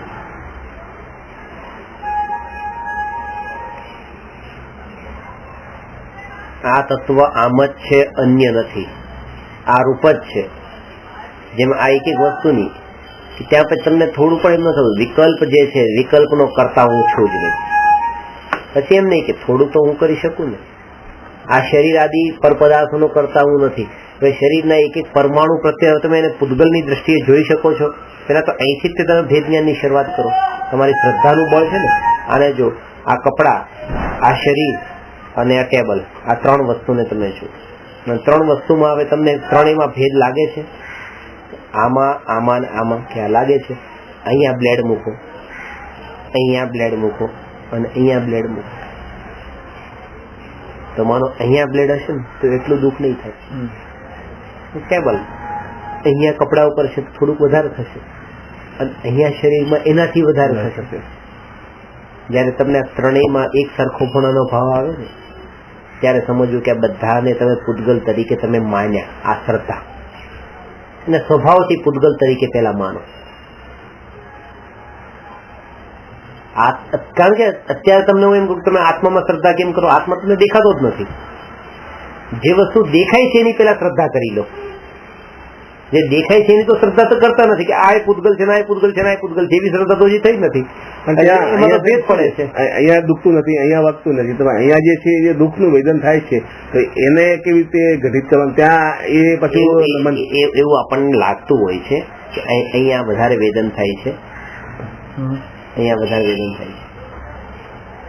ઘણી વખત તીવ્ર રાગ એવો હોય, તીવ્ર રાગ કે મનોજના દીકરાને વાગ્યું ને તો એને રમતા રમતા વાગ્યું અને એને લોહી નીકળ્યું, એનું ધ્યાન નથી, હજી રમવામાં જ છે. પણ માએ જોઈ લીધું, એને જે અહીંયા દુઃખ થયું છે એવું દીકરાને જ થતું. જોડાણ જે છે ને, જોડાણ એ દુઃખનું કારણ બને છે. કટિંગ થયું એ દુઃખનું કારણ નથી. ક્યારેક એ છોકરાનું ધ્યાન પણ ગયું તો ઠીક છે ભલે, પણ માને એમ થયું કે ક્યારે મટી જશે, ક્યારે મળશે. આનું પણ મોહ છે ને એના કારણે જ છે. બાકી તમે જે જ્ઞાનીઓના ચિત્ર જોવો તો એ તો આત્મસાધનામાં લીન છે. આ શરીર કપાઈ જાય તો પણ કઈ ફરક નથી પડતો.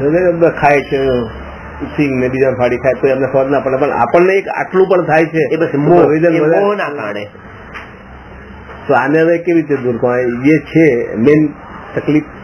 ત્યાં પણ એ જાગૃતિ, અત્યારની ભૂમિકામાં એ જાગૃતિ થાય છે, મગર આ મારું સ્વરૂપ નથી.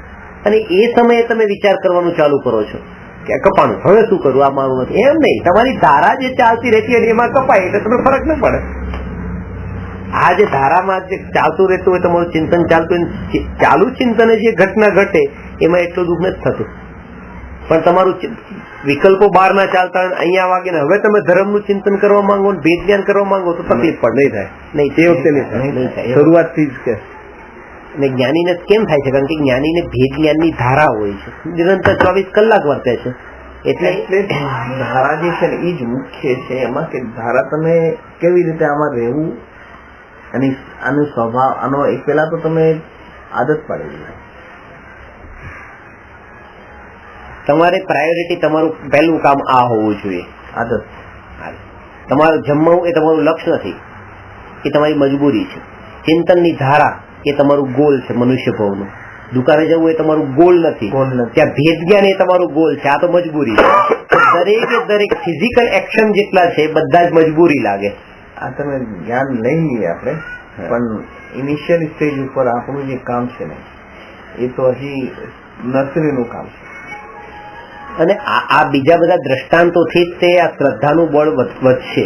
બીજાનું જોઈને કે જો આટલું બધું હતું જ્ઞાનીઓને, તો પણ એ આવી રીતે દુઃખિત થયા અને છોડીને જતા રહ્યા. અત્યારે પણ જોઈએ છે કે કોઈની પાસે જ્ઞાન વધારે છે, તેમ છતાં પણ શ્રદ્ધા નથી. તો શ્રદ્ધા જે છે એના અભાવમાં એ દુઃખી થઈ રહ્યા છે. એટલે જ્ઞાન કરતા શ્રદ્ધા ઉપર વધારે જોર આપવાનું છે. શ્રદ્ધામાં તો એક છે ને, આમાં આગળ આવશે કે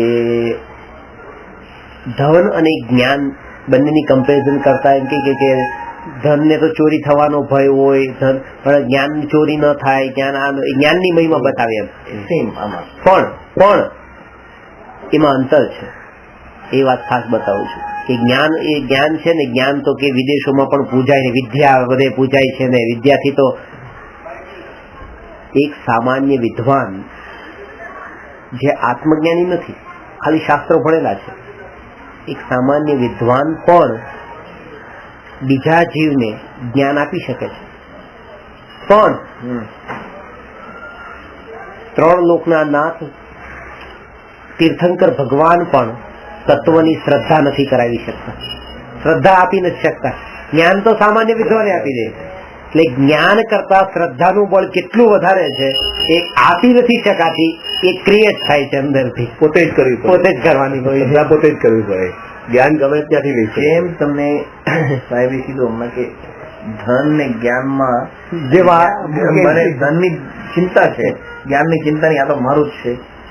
એવી રીતે શ્રદ્ધા ને જ્ઞાનમાં જ્ઞાન ધન પર આવી જાય, ધન પર આવી જાય.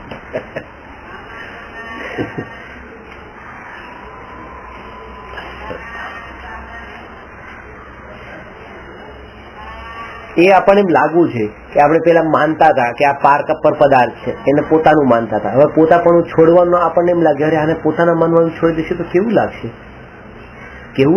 એટલે એક તમને આનંદનું કારણ લાગવું જોઈએ, દુઃખનું કારણ ના લાગવું જોઈએ. આ વસ્તુ તો એકદમ વ્યવહારને અને શ્રદ્ધાને કોઈ કનેક્શન નથી. આ પત્ની, આ પુત્ર, આ ઘર, આ મારું છે તો વ્યવહારથી મારું નહીં. એ વ્યવહારથી મારું, વ્યવહાર તો જ્ઞાન સાથે રિલેટેડ છે, શ્રદ્ધા સાથે નહીં. એટલે એમ કીધું છે જ્ઞાની પણ ઘરને મારું છે એમ જાણે છે, કહે છે, પણ માનતા નથી. જાણવું અને કહેવું એક વ્યવહાર છે, માનવું તો એમના મિથ્યાત્વ છે. એમાં છે ને એક પોઈન્ટ છે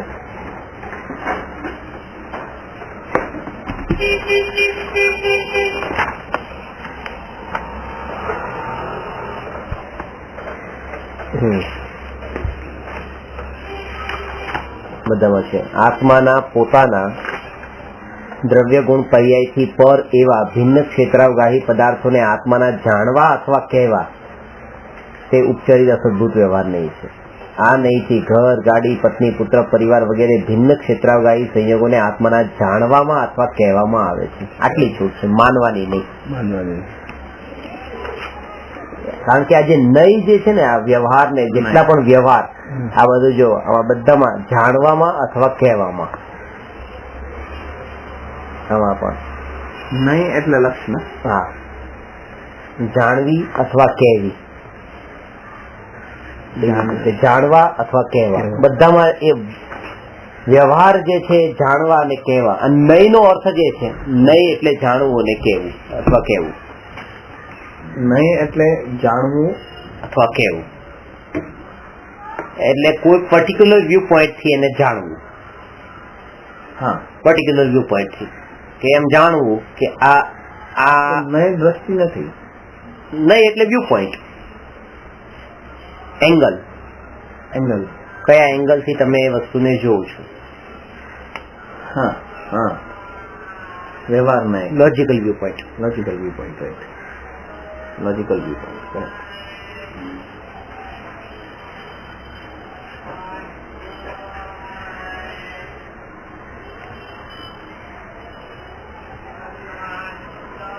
એટલે ત્યાં વ્યવહારનું જે પડખું છે ને એનું જોર ઓછું હોય, નિશ્ચય વાળા પડખાનું વધારે હોય. નિશ્ચય વાળું પડખું માનવા માટે છે, માનવા માટે.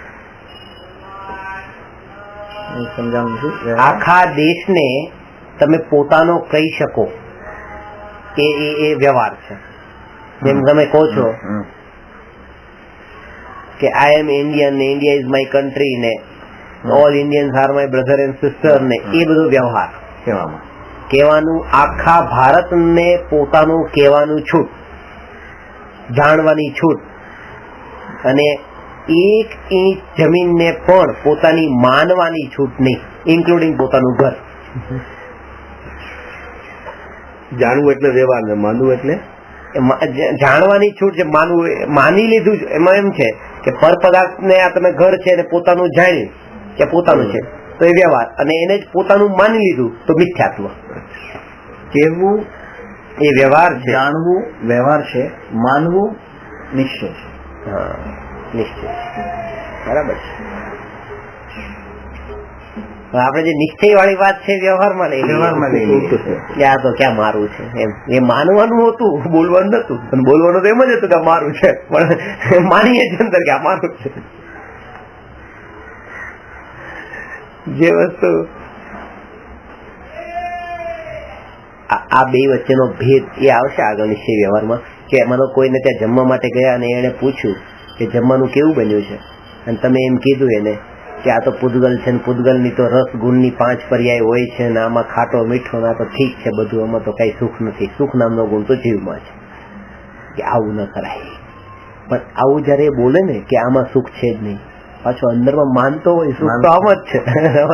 એટલે વ્યવહાર વાળી જે વાત હતી એ નિશ્ચયમાં છે, નિશ્ચયની જે વાત હતી એ બોલવામાં છે. આમાં તો સુખ છે જ નહીં એમ. ને જ્ઞાની બોલે કે આ બહુ સારું બન્યું છે એમ બોલે, અને માને એમ કે આમાં સુખ છે જ નહીં.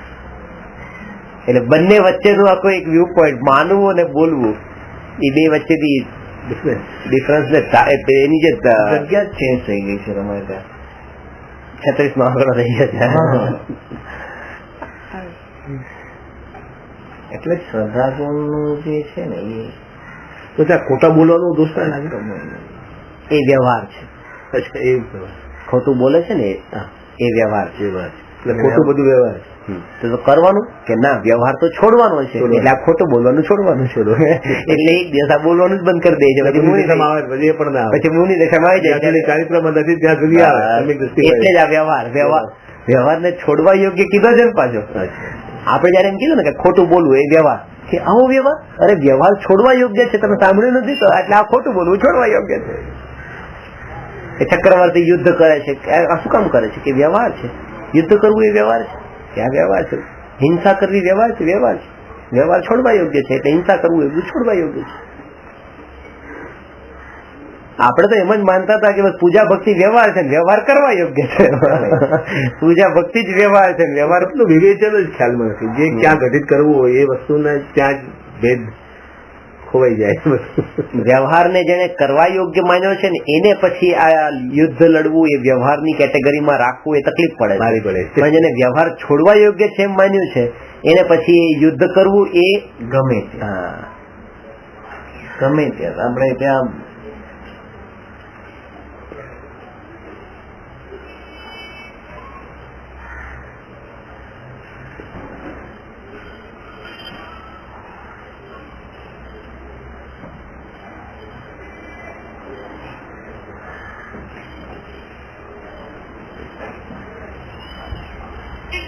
ભૂમિકામાં તમે આજે વર્તમાન પર્યાયમાં ધ્યાન રાખો. ભવિષ્ય નહીં, ભૂતકાળ નહીં, વર્તમાન પર્યાયમાં તે પોતે એને શુદ્ધ કેવી રીતે થાય?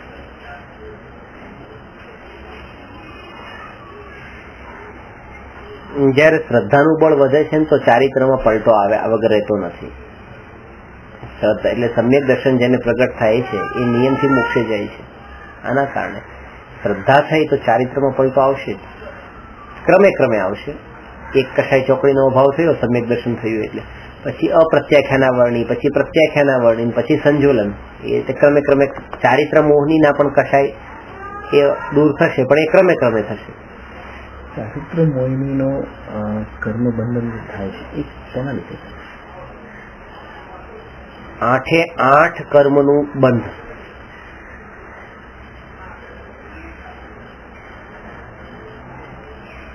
સૌથી વધારે બધા ભાવોથી થાય છે, મોહ રાગ દ્વેષના ભાવથી 8 કર્મના બંધ. પણ એના અંદર જેટલી તીવ્રતા વધારે છે આપણી કષાયોની, એના અનુસારે એનો ચારિત્ર મોહનો બંધ વધારે પડે છે. ચારિત્ર મોહનો સીધો ડાયરેક્ટ ક્રોધ, માન, માયા ને લોભ. દર્શન મોહનીમાં પણ એ જે શ્રદ્ધા, અત્યારે આપણે આમ ખોટું માનીએ છીએ એટલે ખોટું માનવાના કારણે આપણે દુઃખ ભોગ્યું, એના કારણે થઈને જે ભાવો થાય છે એ ભાવોથી તો આપણે પાછા બીજા મોહની કર્મ બાંધીએ છીએ. પણ એ બધાની પ્રાયોરિટી એટલી નથી, નહીં આપવાની. દર્શન મોહની, ચારિત્ર મોહની કર્મને પ્રાયોરિટી નહીં આપવાની જ્યારે તમે પુરુષાર્થ ઉપર ફોકસ કરતા હો. કારણ કે એ તો તમારા પુરુષાર્થના બળ ઉપર ઓટોમેટિક જતા રહેવાના છે. કોના લીધે? એટલે આપણે તો તમે સાવધાન રહો, પણ સાવધાની એ જ કે તમે પરપદાર્થમાં જે જોડાણ થાય છે ને બસ એ જોડાણના કારણે જ આ બંધાય છે. જ્યાં જાગૃતિ નથી, જોડાણ જ હટી ગયું તો પછી બંધાવાનું કર્મ. દર્શનનો મતલબ આમ દર્શન એટલે જાગૃતિ, એવરી મોમેન્ટ તમારી અવેરનેસ. ઉધીરના કેવી રીતે કરવું એ વિચારતો હતો. પણ એ જ કે કોઈ પણ કર્મ પુરુષાર્થ ફળ આપ્યા વગર નીકળી જાય. અને ક્યારે નીકળે? જયારે તમે એવો પુરુષાર્થ કરો ત્યારે. પુરુષાર્થ ક્યારે કહેવાય? કે જયારે તમારી દ્રષ્ટિએ વર્તમાનના જે વિકલ્પો છે વિકલ્પો ઉપર હોય જ નહીં, આત્મા ઉપર જ હોય. એ જાગૃતિ તમારી. અને બળજબરીથી નહીં, આનંદપૂર્વક. પાછું આનંદપૂર્વક નહીં, એ તો આનંદપૂર્વક તો એવું મારી મચડીને તમે એને ઉપયોગને આમ સ્વભાવમાં લાવવાની કોશિશ કરો તો નહીં, અને ડાયરેક્ટ આવતો પણ નથી. એટલે તો પેલા એ કીધું તમે ભક્તિ કરો, તમારા કષાયોને પાતળા પાડો, ભક્તિથી પછી જ્ઞાન તરફ આવો. તમે પછી કે તમને આ વસ્તુ ભક્તિનો ભાવ હશે તો તમે એ અહોભાવથી બેસીને સાંભળશો. પણ આના પ્રત્યે અહોભાવ ન હોય તો ઠીક છે, કે છે તો શું, એમ જયારે ભાષણ ચાલતું એ રીતે સાંભળી લીધું. પણ આ તો હું જે શબ્દ બોલતો એ જ સમય એમ લાગે કે આ કેવળી ભગવાનના સમોસરણના શબ્દ છે. તો એવો મહિમા ભાવ જો આવે તો પછી તો આ જ્ઞાન પણ અંદર ઉતરે. એટલે બંનેનો સમન્વય તો કીધો જ છે.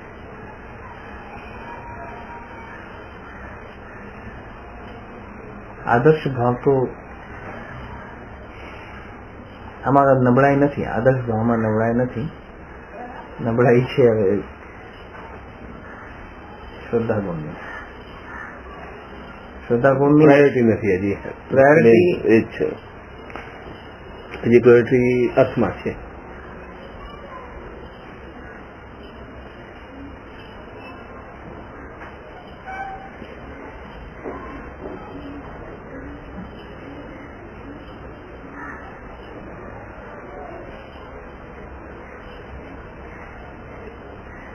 એક વખત શ્રદ્ધા થઈ પછી એ શ્રદ્ધા છૂટશે નહીં, વધઘટ થશે નહીં. વધઘટ બધી ચારિત્રમાં થાય છે, એ તો થઈ 100% થઈ. જે મિથ્યા દ્રષ્ટિને વારંવાર કેવા છતાં પણ એ પરપદાર્થનું પોતાપણું છોડતો નથી, એવી રીતે ત્યાં વારંવાર કેવા છતાં પણ પરપદાર્થનું પોતાપણું કરતો નથી. એ યોગમાં રહીને પણ ઘરમાં રહે છે, પત્ની પુત્ર એમ કે છે તમે મારા છો મારા છો મારા છો, તોય તે એમ નહીં કે આ મને મારા કેટલા હું એને મારા માનું, એમ કહી દે છે. પાછું સંયોગમાં રહીને પણ એ માનતો નથી, અહીંયા વિયોગમાં રહીને પણ માનવાનું છોડતો નથી. ભલે વિયોગ કરી દઈએ સંયોગોથી, હા દીક્ષા લઈ લીધી, છોડી દીધું, છતાંય ત્યાં એ એમ નથી. હવે ત્યાં એક એટલું માની લીધું કે આ મારા તો બતાવે, એને યાદે આવતા નથી, એ તો યાદે આવતા નથી. પણ 2 જણા આવ્યા, તરત જ જોયું સરખો સરખો ચલો, 2 સગા ભાઈ છો ને, હા બસ આમ માન્યું. 2 ને ભાઈ માન્યા તો અહીંયા પોતાના પારકાને ભાઈ માનવો ને બીજા 2 ને ભાઈ માનવા, દોષ તો એક જ છે, સ્વતંત્ર નહીં માન્યા, સંબંધ જોડ્યો. અહીંયા તો એક છૂટા છૂટા માને, એનું નામ સમ્યક દર્શન. માનવાનું મતલબ એ કે આ આત્મા કોઈ સંબંધ નથી, આ ક્યાંથી ફરી ફરીને અહીંયા છે, આ પછી કે ફરી ફરીને અહીંયા છે, કોઈ સંબંધ જ નથી. અને એને જુદા જાણવા, જુદા માનવા. અને આવી રીતે 2 ને નહીં, આવી રીતે તો અનંતે અનંત આત્મા પાછા. વસ્તુ મારી નથી તો કોઈની બીજાની પણ નથી. મારી નથી એટલે સામે વાળીની છે એવું નથી. હા સેમ આજ ઘટિત થાય છે કે ભાઈ તમે 2 ભાઈ એટલે સંબંધ જોડી લીધા પાછા, ને આ ખ્યાલ પણ નથી આવતો આપણો જે આ મારું તો મારું માનવું નથી, પણ બીજાને નથી માનવું એ પછી છે ને. આ મારી નથી અને આ તમારી, આજથી આ મારી નથી આ તમારી, એ દાન. આ મારી નથી તમારી નથી, એ ત્યાગ. ત્યાગ એનું નામ છે. પેલામાં તો બીજા હાથમાં ગઈ છે, આ તો ક્યાંય નહીં, બસ પતી ગઈ, મૂકી દીધી. પછી એનો વિકલ્પ પણ નથી કે એને કોણ ઉપાડશે, શું કરશે, કઈ નથી વિકલ્પ. પણ એના આની સાથે એને કઈ વસ્તુ હાથમાં આવી છે એટલે અસ્થિપૂર્વક નાસ્તી છે. આને છોડ્યું છે તો કઈક પકડીને આને છોડ્યું છે, કઈ પકડ્યા વગર જો આને છોડ દો તો વધારે ગાંડો થઈ જાય. ત્યારે મારું બધું જતું રહ્યું, કઈ રહ્યું નહીં. પણ આત્મા જેને મળ્યો અને આ છોડ્યું તો એને નહીં, પણ આત્મા મળ્યા પછી આ છોડતો નથી, છૂટી જાય છે. હા એ જ સમયે શ્રદ્ધામાંથી છૂટી જાય છે, એ જ સમયે શ્રદ્ધામાંથી છૂટી જાય. એટલે છોડવાની પ્રેક્ટિસ નહીં કરો, પકડવાની પ્રેક્ટિસ કરો. કોઈ દીકરી છે 15 વર્ષની છે, માતા પિતા એને બોલે મારે તો પણ એનું પોતાપણું માતા પિતા પ્રત્યે છૂટતું નથી. આજ મારા 16 વર્ષની છે, 20 વર્ષના લગ્ન છે, લગ્ન થતા તરત જ હવે આ મારા નહીં.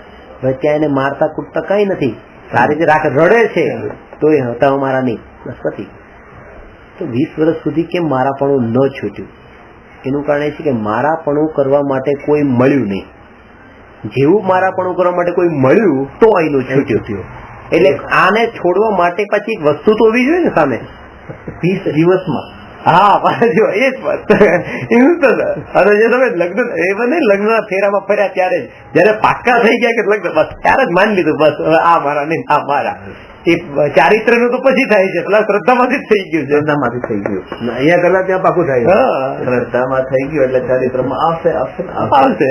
બીજા સેકન્ડ પડે ચારિત્ર વાવવાનું છે. એ પછી વચ્ચેની જેટલી ફોર્માલિટી હોય કે સગાઈ કરે લગ્ન કરે એ બધું પછી, પણ આ એકવાર નક્કી થઈ ગયું પછી એનું બોલવાનું.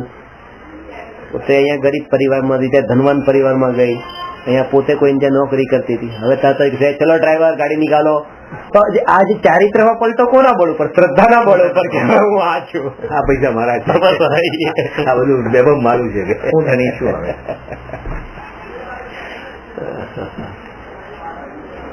એક વખત શ્રદ્ધા પલટાણી તો ચારિત્રમાં પલટો આવે. આઈ એમ હેપી ટુ હિયર કે તમે શ્રદ્ધાના ઉપર જોર આપવાની બહુ રસ છે. હજી જ્ઞાન કરતા શ્રદ્ધા ઉપર જોર આપો બસ. જ્ઞાન તો એકેન્દ્રિયથી લઈને સંઘની પંચેન્દ્રિય બધામાં છે. જ્યાં શ્રદ્ધાનું બળ છે ને એ માત્ર સંઘની પંચેન્દ્રિયોમાં જ છે. આ પાકું રહેશે ને આ તો જ્ઞાન તો ક્યારે પણ જઈ શકે છે, 1 મિનિટમાં જઈ શકે છે. પાછળ પડી ગયો, પણ આ તો શ્રદ્ધા તો છે તો પકડે નહીં છે. શ્રદ્ધા વગરનું જ્ઞાન પણ તમારે છે ને કામનું નથી. એકડા વગરના વીંડા જેવું છે. એકડા વગરના વીંડા જેવું.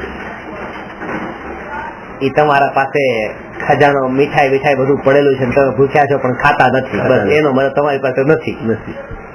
હોવા છતાંય ન ખાવું એનો મતલબ દુઃખી થવું. મોટું વૃક્ષ છે સામે કોસેલું છે ને ખાઈ નહીં શકતા. નથી ને કઈ નથી એટલે એમાં કઈ વિકલ્પ નતા, પછી પણ ખાઈ નહીં શકતા. એટલે આ મને એવું જ થઈ ગયું, આ જયારે ભણું છું ને આ બધું જોઈએ છે. એટલે મેં તમને હમણાં વાત કરીને આપણે કે હું મંદિરમાં બેઠો 10 મિનિટ મને પોતાને લાગુ કે નહીં આ નિર્વિકલ્પ દશા એટલે શાંતિથી બેસીએ 10 મિનિટ. એટલે મારા જ્ઞાનમાં તો એ જ જણાવું કે હું નિર્વિકલ્પ હતો 2 સેકન્ડ માટે. આટલું સુખ મળી ગયું મને. એટલે મને આ શું કશાયોની મનતા પણ ફરી બહાર આવી ગયા. એટલે આપણું એક અલ્ટિમેટ એ ગોલ લઈને ક્યાં જઈએ છીએ કે હું મારો સ્વભાવમાં વજાવું છું, બહાર આવવું જ નથી, એ લક્ષ્ય નથી જતા, બહાર આવવાનું છે. અહીંની વાત છોડો ને, જાત્રામાં જઈએ છીએ તો રિટર્ન ટિકિટ તો પેલા લઈને જઈએ છીએ. એવું કે છે કે આ વૈરાગ્ય આવ્યો તો ત્યાં ભલે દીક્ષા લઈ લેશું. ત્યાં જતા પેલા આવવાની રિટર્ન પેલા લઈએ છીએ કે પેલા આવવાની ક્યાં મળે છે કે નહીં, ફરી જવાની કરાય. એટલે એવી રીતે કે તમે સ્વભાવમાં જવા માટે પાછા રિટર્ન થવા માટેની તૈયારી કરીને સ્વભાવમાં જતા હો તો એ નહીં. અંદર જવું છે, અનંત કાળ સુધી બહાર આવવું નથી, એવા લક્ષ્ય જ્ઞાની અંદર જાય છે ત્યારે સમ્યક દર્શન થાય છે. ત્યારે પહેલી વાર આત્મામાં લીન થાય છે કે અનંત કાળ સુધી હું બહાર નહીં આવું. આવો એ સંસારથી થાકેલો હોય, આમ કાં તો થાકેલો હોય, થાકેલો તો હોય જ તે, ત્યાંનો બંને હોય, ત્યાંથી થાકેલો પણ હોય અને અહીંયા પણ. એટલે મને કૃપાવદે કીધું ને કે ભવે ખેદ, સંસારનો ખેદ પણ હોય અને અંતરદયા, અને અંતરના પ્રત્યે એનો પ્રેમ પણ હોય. અંતરદયા, ભવે ખેદ અંતરદયા એ તો જરૂરી છે. થાકે નહીં તો ક્યાંથી જાય દવા, ડોક્ટર પાસે ક્યારે જાય દવા, ત્યારે જ લે ને ડોઝ. આમાં આગળ લખી છે ને કે 2 વ્યક્તિ ડોક્ટર પાસે જતા નથી, એક તો જે બીમાર નથી અને બીજા કે જેની બીમારી હવે ક્યારેય મટી શકે એમ નથી. છે બીમાર પણ મટવાનું નથી, ડોક્ટરે કીધું બસ રામનું નામ ઘેર લઈ જાવ. ઘણી વખત થાય છે હવે છેલ્લો કઈ નહીં કરી શકે. એક જ વ્યક્તિ જાય કે જે બીમાર હોય અને જેની બીમારી મટી શકવાની હોય. તો મારામાં મોહ રાગ દ્વેષની બીમારી છે, હું બીમાર નથી એમ તો નથી, અને આ બીમારી મટી શકે એવી છે પાછી. એટલા માટે જીવે જેટલું બને એટલું જલ્દી સદગુરુ રૂપી વૈદ પાસે જવું જોઈએ. 2 વસ્તુ માનવાની છે, હું બીમાર છું, મારી બીમારી મટી શકે એમ છે, અને સદગુરુ રૂપી વૈદ થકી જ મળશે, ઊંટ વૈદ થી નહીં મટે. પોતાની જાતે એ રીતે ઉપાય શોધીને